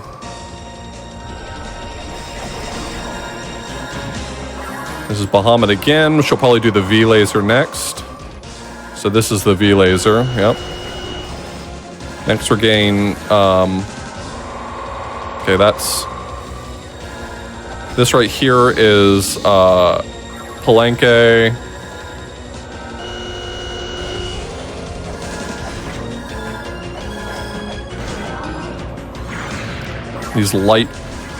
These lights coming up from the ground are That's not Tiamat, that's the lights coming up from the ground are Baphomet. So anyway, she gets everyone's powers one by one as we continue dealing damage. Is there a reason you hit her on the backswing? I find it more consistent to hit her from below than it is to try to line up on the side. I don't know, I've just always done it that way. At this point, it's so ingrained into me to do it that way that I don't even remember why I've done it that way forever. Well, this is a wild escape sequence. Let me write down that and see what my escape sequence looks like now. All right, well, I have an escape sequence. It's maybe not the most efficient, but let's give it our all. You have 10 minutes to escape, and specifically, what we're trying to do is we're trying to reach Malbrook. In the game, in La-Mulana, Malbrook mentions a few times that there's a secret exit near her that you probably don't think much of when you're playing the game casually for your first time, but then when you find that there's no way out of the ruins, the last puzzle to solve is, where do I go?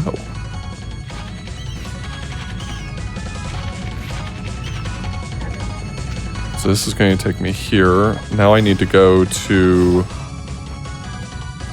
top of Twin Labs? Okay, so easiest way for that is probably the door that's up there.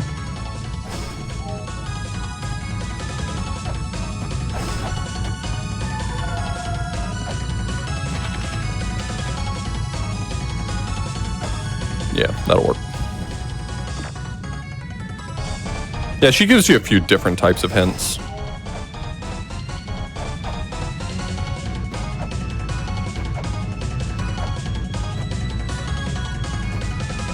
This is probably one of the longer escape sequences I've seen. Just the route to get back to, in this case, Gate of Guidance, is not short. Oh, I don't have the ice cape! Oh, that would have been a terrible place to die. One last treat from the La-Mulana ruins.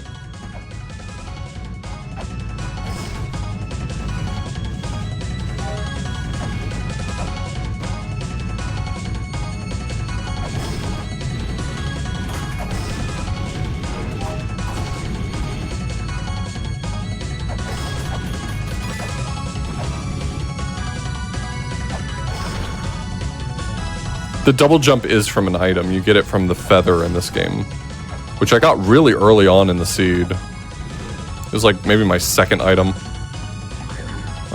Okay, where do I go now? The door?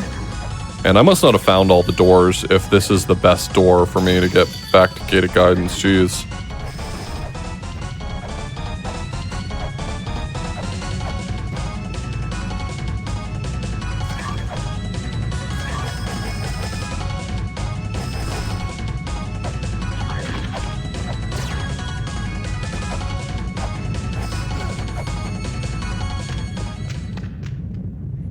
So this takes me to Echidna's chamber, and then Echidna's chamber takes me back to Gate of Guidance. Okay, yeah, I know where I am now.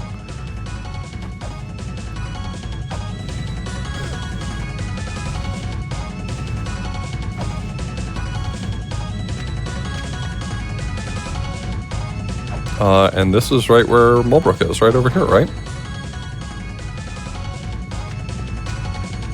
And time's coming up in just a moment. And time. All right, and that's La-Mulana Randomizer. Just a little after 3:02:30, just a few seconds after that. Well done, Oth. Unacceptable. Unacceptable? Unacceptable. No sub 3. Wow, so what'd you think overall, Oth? That was a really fascinating seed to me. It's been a long time since I played one that really felt like it was very different from the norm. The way this seed started was just really, really challenging, and it made it totally different than any other one I've played. So This is why I keep playing La-Mulana Randomizer. This is why I say I know that this is not a game for everyone. I know that this is not everyone's favorite game, but I genuinely think this is one of the best randomizers because the experience is so different every single time. I've got about 700 hours logged on Steam, and that doesn't include the time I played the game without Steam and the times I played the game on my Switch. I've got a lot of hours in La-Mulana, and it still surprises me, so... Well, Oth, I want to thank you for being on the show. I've really, really, really enjoyed having you on here, and I love having La-Mulana on here at least once a year. It's such a great randomizer. Yeah, thanks for having me. Thanks for letting me show off La-Mulana Randomizer again. Maybe one year we'll have a Halloween randomizer that doesn't take twice as long, and I can bring that in and show it off. Certainly.